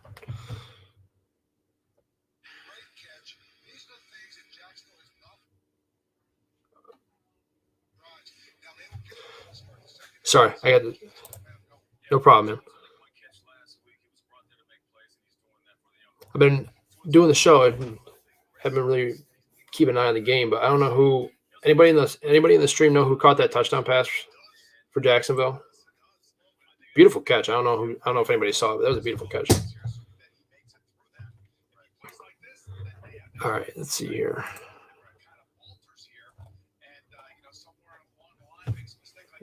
Any injury updates come out yet? Not seeing any updates as of the moment. They got to be coming out here soon, though. So.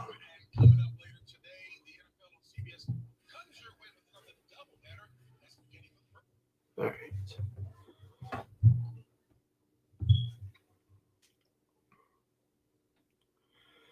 Got a question from Twitter. Marquise Brown or Joe Mixon at the flex? Ooh. That was Joe Mixon for me. Joe Mixon going against Detroit.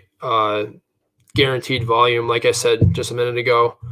I'm curious to see what exactly Marquise Brown and Shoddy B do. Oh, thanks, Shane. That was Marvin Jones. Beautiful catch. I'm curious to see what exactly Shoddy B does in this offense now. I'm curious to see if Lamar Jackson targets him quite a bit, or if maybe he's just kind of out there as a distraction as a second wide receiver. So, but there's a chance that he could be very involved. He was very highly touted coming out of college, obviously. They liked him a lot in summer during training camp. They had a lot of good reports of him coming out of training camp. They thought maybe he would be the wide receiver one there and kind of take over Marquise Brown's spot. But given how Marquise Brown has played, I'm not sure if he just completely takes over right away.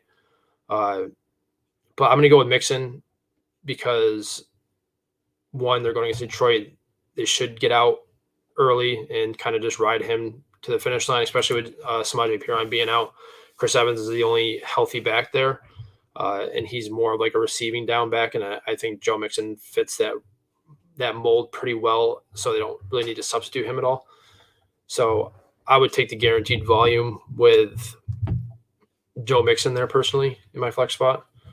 I traditionally like to try to have a running back in my flex spot as it is, so I was kind of already leaning that way anyways, but obviously if you have like a borderline stud wide receiver that needs to go in your flex, then you can do that. But if it's a toss up like that, I would go with the running back and take Joe Mixon. All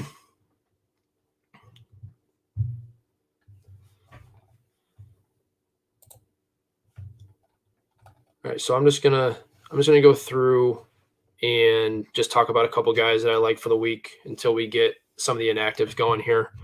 Like I said, it's weird. It's weird being out here by myself. No background noise or nothing. It's weird. So I think I'm going to turn the game up a little bit. Just a little bit. There we go. All right. So we were talking about guys that I think Dan had Khalil Herbert and Amon-Ra St. Brown, who I also like this week as a sleeper. And then his sleeper tight end was Pat Freiermuth. We already mentioned Myles Gaskin as a running back that I like this week. I'm not sure what he's doing in the game so far. I haven't really had a chance to look at it, to be honest with you. But another guy that I like this week, and like I said, the guys I say that I like this week are guys that are obvious starts. Like I'm not going to throw Najee Harris out here. I'm not going to throw Derrick Henry or Austin Eckler or just guys like that. I'm not going to throw those guys out there because obviously if you have them on your team, you're starting them. Really no questions asked. So these are just kind of guys that you might be debating on that maybe you're not willing to start without maybe a push in the right direction. And a guy that I like this week in PPR is J.D. McKissick. He had a down week last week, been inconsistent for the year, but if you look at his games, he struggled against Buffalo and New Orleans and the Chargers, who are all in the better half of the league in terms of receiving work to running backs. This week he gets the Chiefs, who are a bottom 10 defense to opposing running backs in PPR, and Washington is missing multiple playmakers. They're going to have to get the ball in the hands of guys like McLaurin, Gibson, and McKissick if they want to be able to keep up with the Chiefs, who are likely to be pretty angry coming off that lost to Buffalo last week. I feel like they're going to try to come out and put up a ton of points. So I'd be willing to fire him up as a flex option in PPR. In PPR only. I'm not starting him in standard formats, but I'd be willing to fire him up as a flex option in PPR. And then we talked about Devonte Booker already. Not the best name nor the best matchup, but Rams have been inconsistent. They gave up 270 yards and 3 touchdowns to David Montgomery, Chase Edmonds, and James Conner. And then we're solid against Indy, Seattle, and Tampa. But I'm kind of banking on volume here with Booker. I feel like he's going to be involved. He's not going to see like a prime Saquon Barkley workload by any means, I don't think. I think you're going to see a handful of Gary Brightwell carries and touches. But Devonte Booker is a guy that you might be able to plug in if you're having injuries or bye week issues. I have to, man. Everybody left me. Jeremy's off getting married. Dan had to leave at 11. Austin didn't show up. I'm just here talking to myself at this point.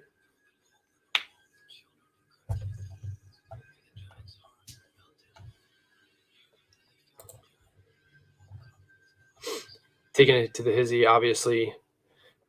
Stopping in as always appreciate that. Khalif Raymond or Nyheim Hines? Ugh. You got some major bye week issues or what, bud? Or is that just a random question that you gave me to help me out?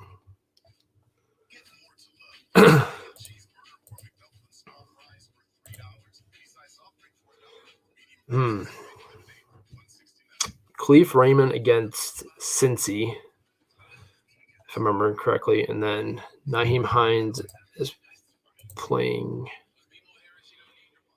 Who's it? The Texans? Off the top of my head, Texans. Yeah.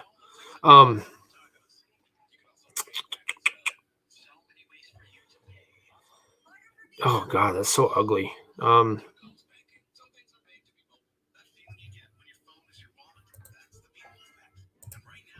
I feel like I'd be willing to take the chance on one or two. I feel like I'm willing to take the chance on Nyheim Hines this week. Raymond probably has this higher ceiling given his deep play ability, but if this is PPR, I feel like Nyheim Hines is a solid flex play if you need the option there, which obviously this is a flex play question. So I'd be willing to take Nyheim Hines. I know he hasn't really been the same the last couple weeks. It seems like his target share has kind of dropped off. But that offense is starting to get healthier. They're starting to get guys back. It's just kind of, I don't know. It's weird. Actually, no. Now that I think about it, I think I'd be willing to take. I think I'm going to go with Raymond here because I forgot that Marlon Mack is now starting to see more work for Indy. So Nyheim Hines is kind of like the third down or just a third back, and he's only seen a combined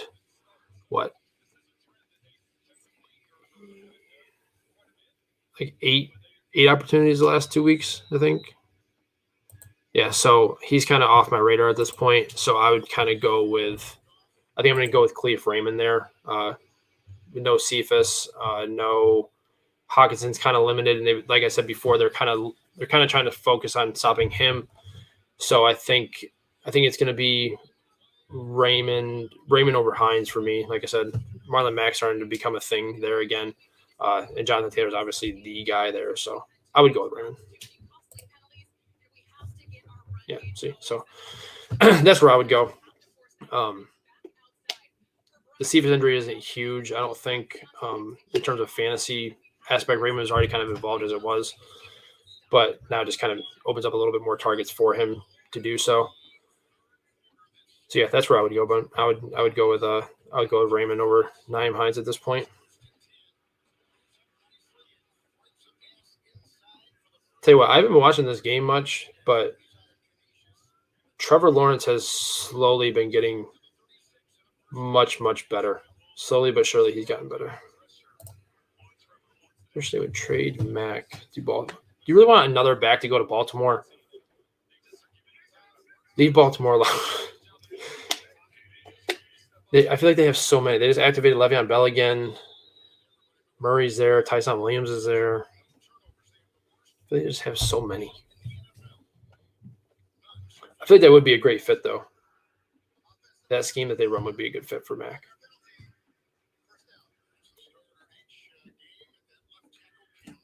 I do got to ask you, though, since you're in here, how do you feel about Ertz's trade to Arizona there? You're in the show. You might as well drop your opinion on it.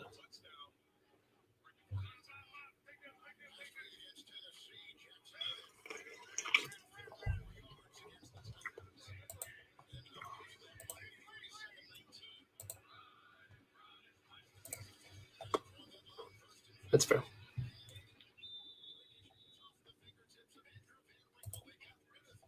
Love the move to Arizona.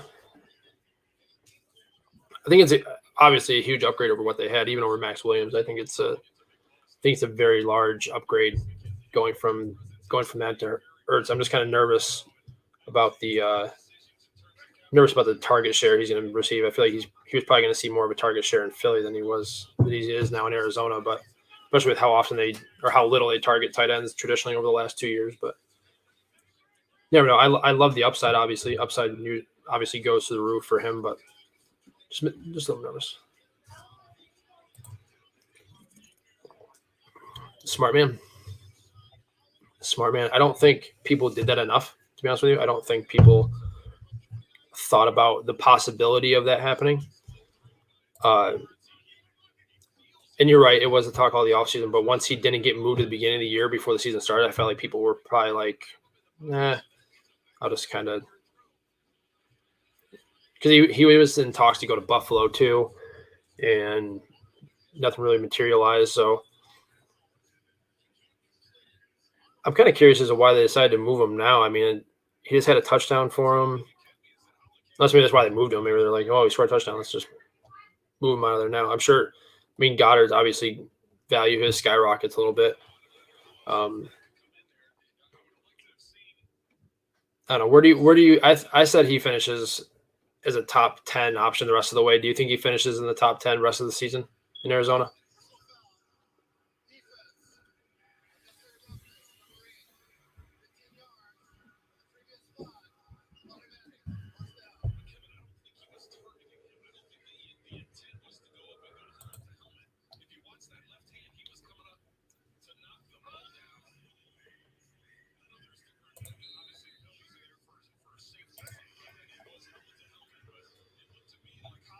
Yeah, that was kind of the way to go, in my opinion. Take upside guys, the back half.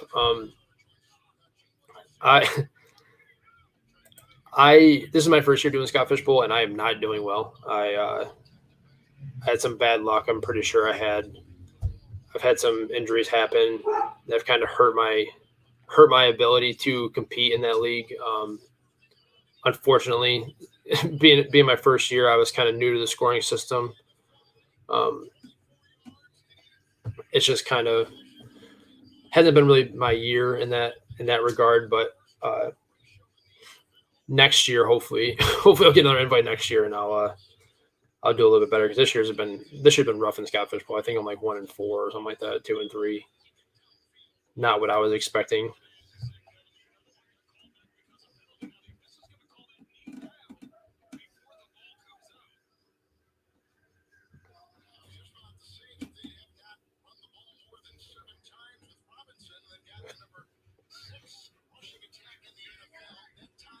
Sorry, I was focusing to see if they ruled that a fumble or not on James Robinson.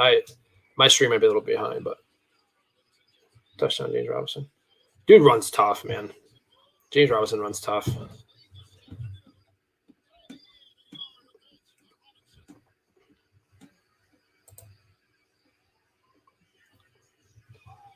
Hey, 3rd and 2, third place. Not horrible. Not bad. Could be worse. It's honestly kind of weird. You see all these, like, I was looking through the standings on Scott Fishbowl, and it seems like a lot of the fans, like people that aren't even in the fantasy space, are the ones that have been at the top of the leaderboards quite often, which is not necessarily weird because I feel like there's a lot of smart people that are out in the space or out in the world that are smart about fantasy football. They just don't get involved in the space or anything like that. But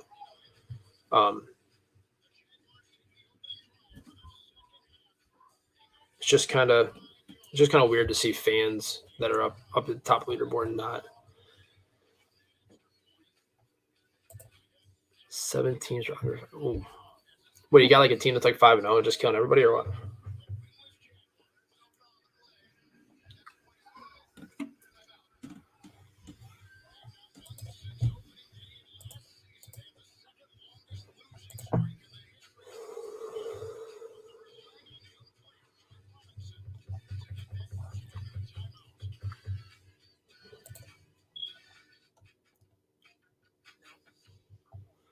All right, let's see here. All right, so anyway, we were talking about guys that I like this week. Like I said, guys that aren't necessarily household names or guys that are guaranteed starters for the week. I really like Jacoby Myers this week. Man's got to score at some point, right? I mean, even if he doesn't, Jacoby is offering an extremely safe floor right now. He's produced double-digit PPR points in 4 of his 5 games this year. Going against a Dallas team, allowing the 7th most PPR points to wide receivers and 3rd most yards per game, and over 200 yards per game to wide receivers in 4 of their 5 games. Myers is likely to see a lot of Jordan Lewis in this one, who is allowing 2 PPR points per target. And with Diggs looking like he's gunning for Defensive Player of the Year, I would expect Mac Jones to look elsewhere in this one. Jacoby is locked in as a flex play for me with high-end wide receiver 2 upside if he can finally get in the end zone, which I think he will be able to do. I know he dropped a pass in the end zone last week, and pretty sure he got brought down to 1 on another play as well. So he had chances last week to score, which would have made his day look a lot better. So I love Jacoby Myers this week in this matchup against Dallas. I feel like it's going to be a really high-scoring game, and they're going to have to throw quite often with their running game not being as effective as it normally is. Damian Harris, I know, is on the injury report. I'm not sure if any inactives have come out yet. I haven't seen any start coming up on my phone yet, which is weird, but I like Jacoby Myers this week. And Michael Pittman is another guy that I really like this week. Since his lackluster week 1, he's averaged just under 10 targets, 6.5 receptions, and 85 yards per game. He's expected to have T.Y. Hilton back, but I think this is completely Pittman's room now. Given what he's done recently, Houston, surprisingly enough, is a top 7 defense in terms of PPR points to wide receivers. And with Hilton back, people might be hesitant to start him, but I would start him pretty confidently. He's had double-digit PPR points in 4 straight, including a pair of 20-point performances, even against a tough Baltimore defense last week. I think I said that he was a sit last week because of the tough matchup, but given his volume, I feel like he's kind of a must start in your lineups, at least as a wide receiver 2 or wide receiver 3 with wide receiver 2 upside. And then we talked about Amon-Ra St. Brown, who I really like this week as well. No Quintez Cephas, back-to-back weeks of eight or more targets since he's bottom 12 defense against wide receivers, and that should be a high-scoring game since he's going to be able to put up points. So I would expect Amon-Ra to have a pretty good day this week. And then take the Hizzy is starting Jacoby Myers, I'm assuming, over Allen Robinson. I feel like that's fair at this point. A safe floor guy like Jacoby Myers is definitely a guy that I'd be willing to start over Allen Robinson at this point, given what he's done and coming off the 2 DNPs and then a limited practice on Friday. Not really sure what the situation is with him in terms of playing today, but I would expect that he isn't at 100% if he was a DNP and then limited Friday. So I'm perfectly fine with starting a guy like Myers over him, given the floor that Myers seems to have. It's just kind of sad because Allen Robinson is just so good, or he has been so good for so long. And despite the quarterback play, I just feel like they're just not really utilizing that offense properly. I feel like this is kind of like the nail in the coffin for Matt Nagy and that regime to be done after this year. If not even sooner, the Bears might just cut ties with him if they lose this week or something like that. I wouldn't be surprised if they start hearing rumblings that he's already on the hot seat, but I wouldn't be surprised if you start hearing rumblings of him getting fired if they lose this week and they don't look good, especially against Green Bay. Obviously, being a rival, they're gonna want to come out and perform against them, and if they don't, it's not going to be good. In terms of tight ends, we're getting close to noon here, so just trying to bang through these last couple guys. I like Jared Cook this week. I feel like you want as many pieces to this game as you can, and Cook has seen at least 5 targets in 3 of the 5 games this year, which isn't a lot, but for tight end position, that's not very fantasy viable right now, where anybody can just kind of step in and be a top 12 startable option. Seeing 5 targets pretty consistently is something you're looking to get. And he's seen double-digit points in 2 of those contests where he's seen at least 5 targets, and likely would be more had he not have some drops and penalty issues near the goal line so far this year. Ravens are giving up over 18 PPR points per game to tight ends, which is second worst in the league, while seeing the most tight end targets, second most receptions, and second most yards through the first 5 weeks. And with all that said, he's almost in a must start for me, depending on what your options are. Obviously, if you have Kelsey and him, you're not starting him over Kelsey or Waller or even TJ Hawkinson or anything like that. But I would be willing to start him over some other guys that might be higher tier that have tougher matchups this week. And then another guy is Hunter Henry, who started off slow but has now seen at least 5 targets in 3 straight. He's also had 3 straight weeks of at least 8 PPR points. And like I said, I know that's not mind-bending numbers, but from the tight end position, given the injuries and the inconsistency, plus the bye week starting to hit, it's hard not to be encouraged by seeing at least some sort of floor from Hunter Henry now. And going into a matchup that is pretty tight end friendly, with Dallas giving up the 9th most points to tight ends and the 3rd most points to tight ends in the red zone, Henry could be looking at his 3rd straight game with a touchdown. Like I said, when talking about Myers, I expect Mac Jones to try to avoid Diggs when possible, which should lead to more targets for Henry. Now, granted, this is the Patriots offense, and they do have Jonnu Smith, who is supposed to be their big money free agent. But Smith has been asked to do a lot more blocking, especially last week due to the injuries on their offensive line. And those same offensive linemen are either already ruled out or are questionable for this matchup. So I wouldn't be surprised to see Jonnu stuck in line and blocking again this week, giving Henry a little bit more, even more upside. And just with his steady volume and his obvious touchdown upside he's shown the last 2 weeks, I think that makes him a startable option.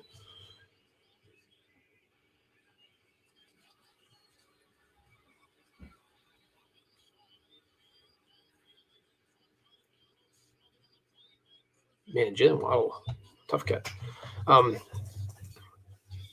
And a sleeper for me at tight end is – I don't even know if he's really a sleeper at this point. I feel like he's a guy that most people are probably streaming if they need to. But Mulally Cox is a guy that I like this week. He scored 2 touchdowns in week 4 against Miami and then saw 4 targets for 50 yards last week against Baltimore. So he's getting involved. He's seen more targets than Jack Doyle. And given the matchup against Houston, which is the only team in the league to be allowing over 20 PPR points a game to tight ends, and are also the worst in the league against tight ends in the red zone, I think he's due for another touchdown this week. You're kind of chasing touchdown upside here because he's not seeing enough targets or volume or yardage to be viable without the touchdown. But I think there's plenty of upside for him to score a touchdown this week. And if you're like me and have George Kittle and Adam Troutman on the same team or some kind of scenario like that, I think he's worth a dart throw if your waiver wire is a little bit lower in terms of your options that are available. I feel like he's probably available in most leagues.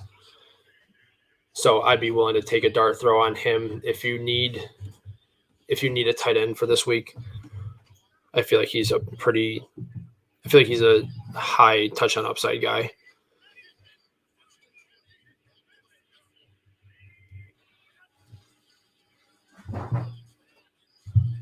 Sorry, I'm getting a bunch of notifications all at once, and I'm trying to read through them real quick.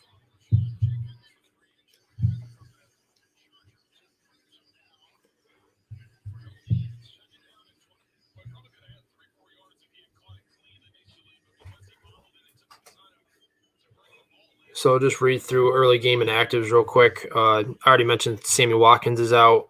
Rashad Bateman is making his debut.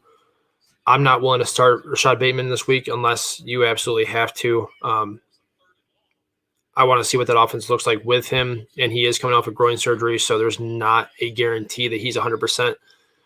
I like Bateman as a talent, and with Sammy Watkins being out, that just adds a layer of offense that they're going to need. But as talented as Bateman is, I'm not sure I'd be comfortably starting him.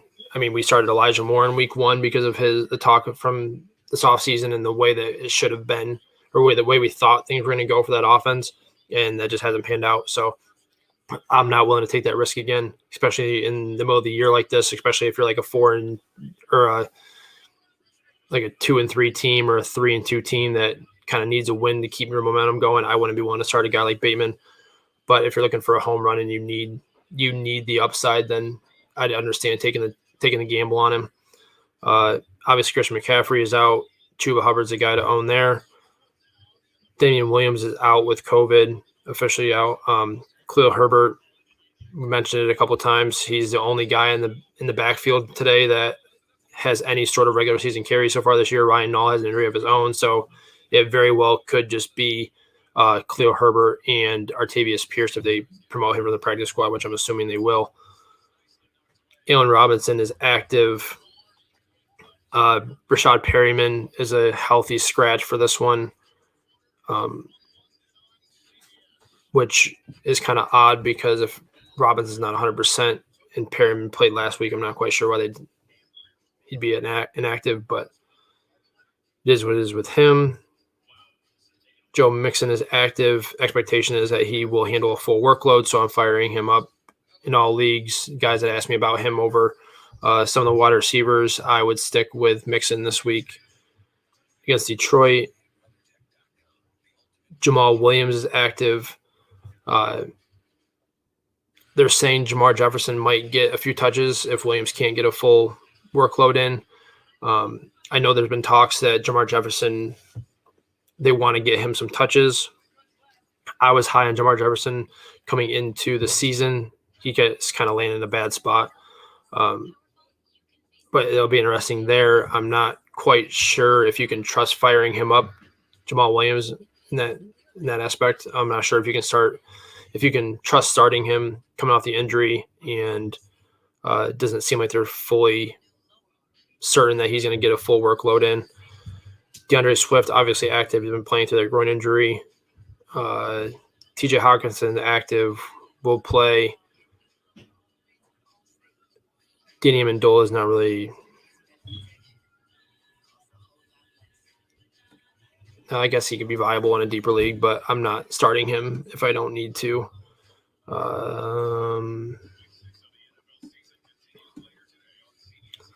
Here's an interesting thing, and they make a good point here on ESPN because I'm looking at there for the inactives.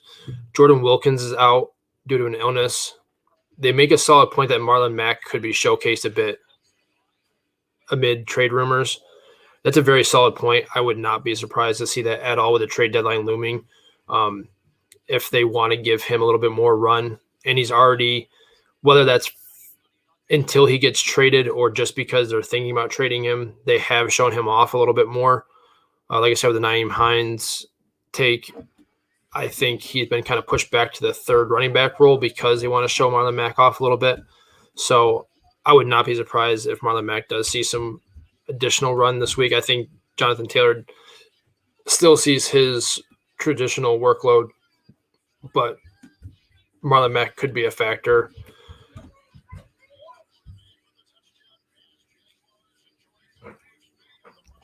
T.Y. Hilton's listed as questionable, return to practice, but could see limited action Sunday. And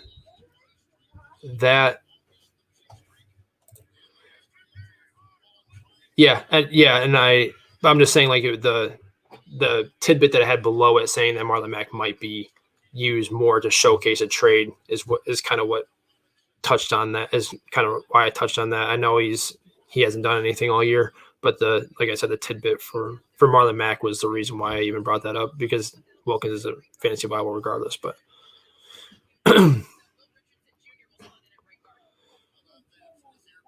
see here, Tyreek Hill is listed as questionable, but I saw that in practice he was a full go and looked normal on Friday, so I wouldn't have any concerns there. I'm not really interested in any of the receivers outside of that. I don't think, me personally, I don't think I'd be chasing any other receiver from that team, unless you need to in a deeper league. I'd probably go with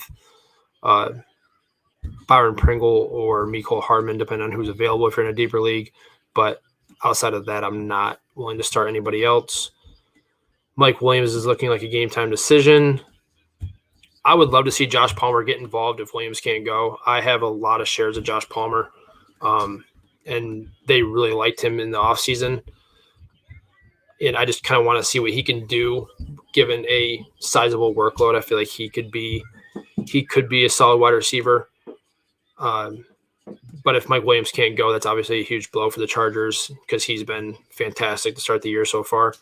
And that also might change my pick of Lamar or Herbert. If Williams is declared inactive, I feel like I'd probably go Lamar over Herbert for that game. Saquon Barkley obviously out. Kenny Golladay obviously out. Darius Slayton still listed as questionable. Says he's very uncertain. I don't think he's going to be any sort of viability anymore without an injury to Tony or Shepard at this point. I feel like those two are kind of the guys that you are going to want with Golladay down. Let me see here. Wow, this is kind of interesting. Antonio Gibson is listed as active, but ESPN says J.D. McKissick is still the safer fantasy play. Is he? I don't know. Is he safer? Is J.D. McKissick really? Is J.D. McKissick really safer than that? I can't. I feel like he hasn't done. I could be wrong, but I feel like he hasn't done much recently.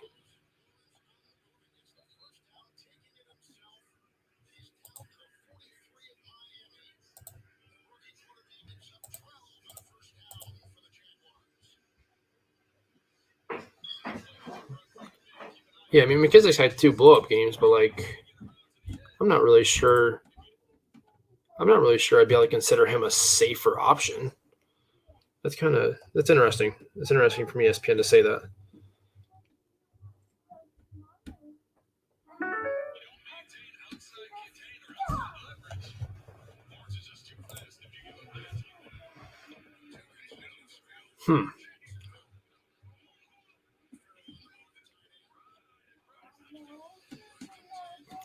Why is that? Why are you starting McKissick over Singletary or Connor? I feel like Connor has a ton of touchdown upside in that offense, getting the goal line work. Singletary, I'm fine with. I'm fine with him starting over Singletary. It's Connor that's been effective that I'm kind of curious about.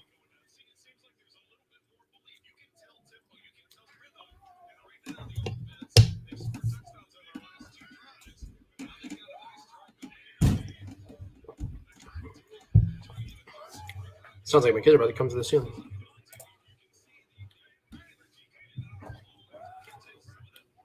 Yeah, that's fair.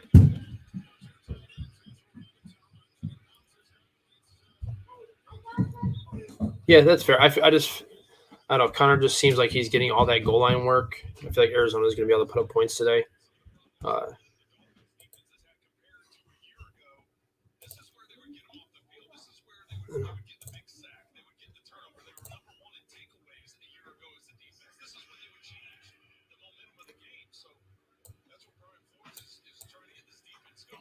Yeah, I guess Cleveland is they're a top 5 team against running backs in terms of PPR scoring. They're a middle half of the road in red zone points per game though, so they might be a little bit more susceptible to goal line yards, or goal line work from for running backs, but I don't know. I can see the logic. I understand that.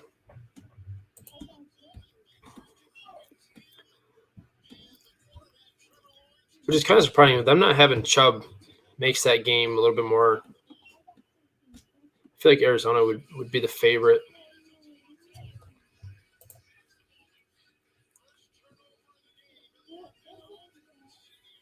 I did see that they were missing Cliff Kingsbury there, but I didn't know it would swing the spread over to Cleveland due to that. It's interesting, given how Arizona's started the year and Cleveland not having Chubb. That's interesting that they're the favorite to win.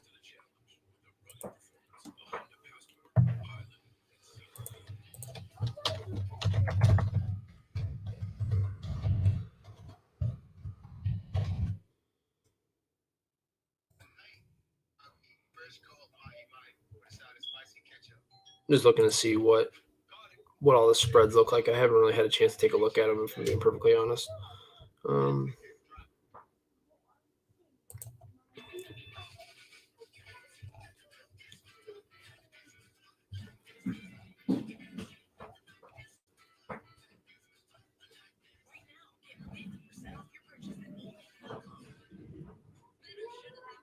Yeah, Browns even open as a favorite, -3.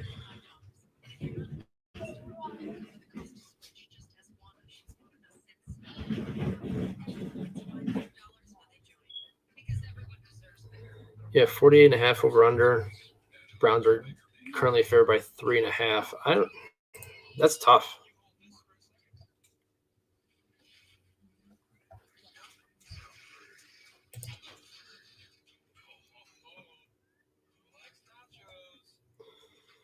Yeah, Browns closing at -3.5 is interesting to me, to be honest with you. Given how explosive that offense is, but I mean, if their pass rush can get, but Cleveland's pass rush is also banged up, so I'm not really sure. Oh, that's interesting. It was definitely interesting for me.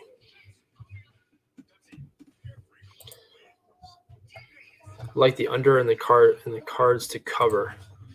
Let's see, 48.5 for the spread.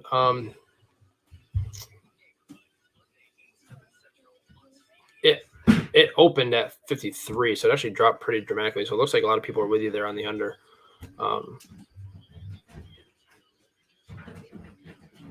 That's an interesting one. I wonder if there's any more that I'm kind of wrong on. I feel like the Cowboys Patriots game, the Cowboys opened as 1-point favorites on the road, -3 at 50.5 over under. They closed that. I think that's another game that's probably going to hit. It's going to hit the under, and I'm probably taking Dallas. I feel like I don't think they're going to. I think that game's not going to be as high scoring. 50.5 is high. That's a lot for a New England team that can't score very often. So that one's interesting as well.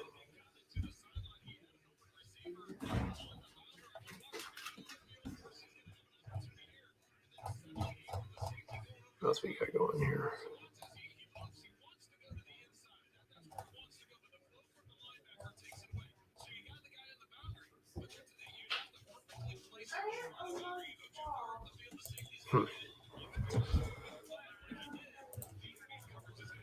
Oh, geez, where's that at? Where's the 23-mile-per-hour winds and rain at? Yeah. Oh, my God.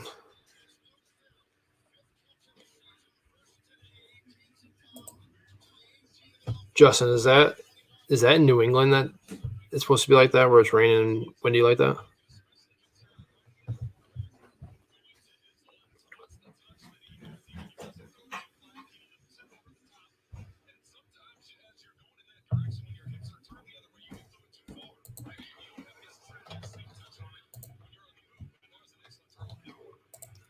Cleveland. Oh, wow. I did not know it was supposed to be like that. I need to take a look at the weather, NFLweather.com, and see see what's going on because I did not know that. I didn't realize that they were supposed to be like that. Yeah, I definitely like the under in that. If that's going to be the case, it's going to be hard for Arizona to push the ball downfield. Might have to consider sitting Rondell Moore in this one then. The weather's going to be like that. I have Rondell Moore starting in Scott Fishbowl.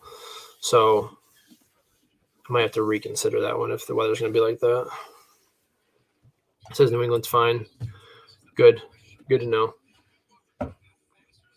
Still, I'm still surprised that the Cowboys open as just 1 point favorites. They've closed at, I think, 3. It said 3.5, but I think we want to take the Cowboys both ways and then take the under. Over under that 50.5. Cowboys -3. I think the Cowboys win. By a touchdown in that one. Why is my dog acting crazy on here? Any more inactives going out? Curtis Samuel obviously out.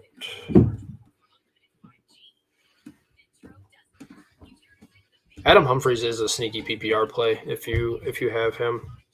The Curtis Samuel being out, Dammy Brown's he's active, but they promoted AGG.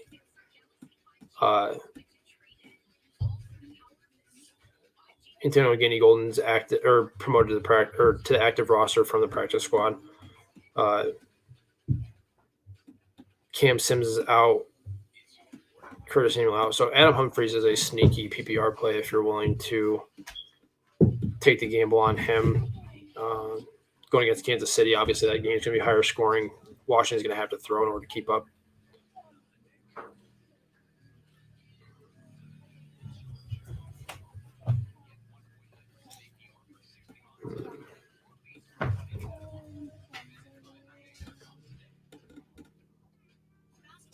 Later games, the 4 o'clock games haven't really touched on anything. We already knew Nick Chubb was out. They did rule Jarvis Landry out. I didn't know that they activated him off the IR, but I wasn't sure if he was going to play or not.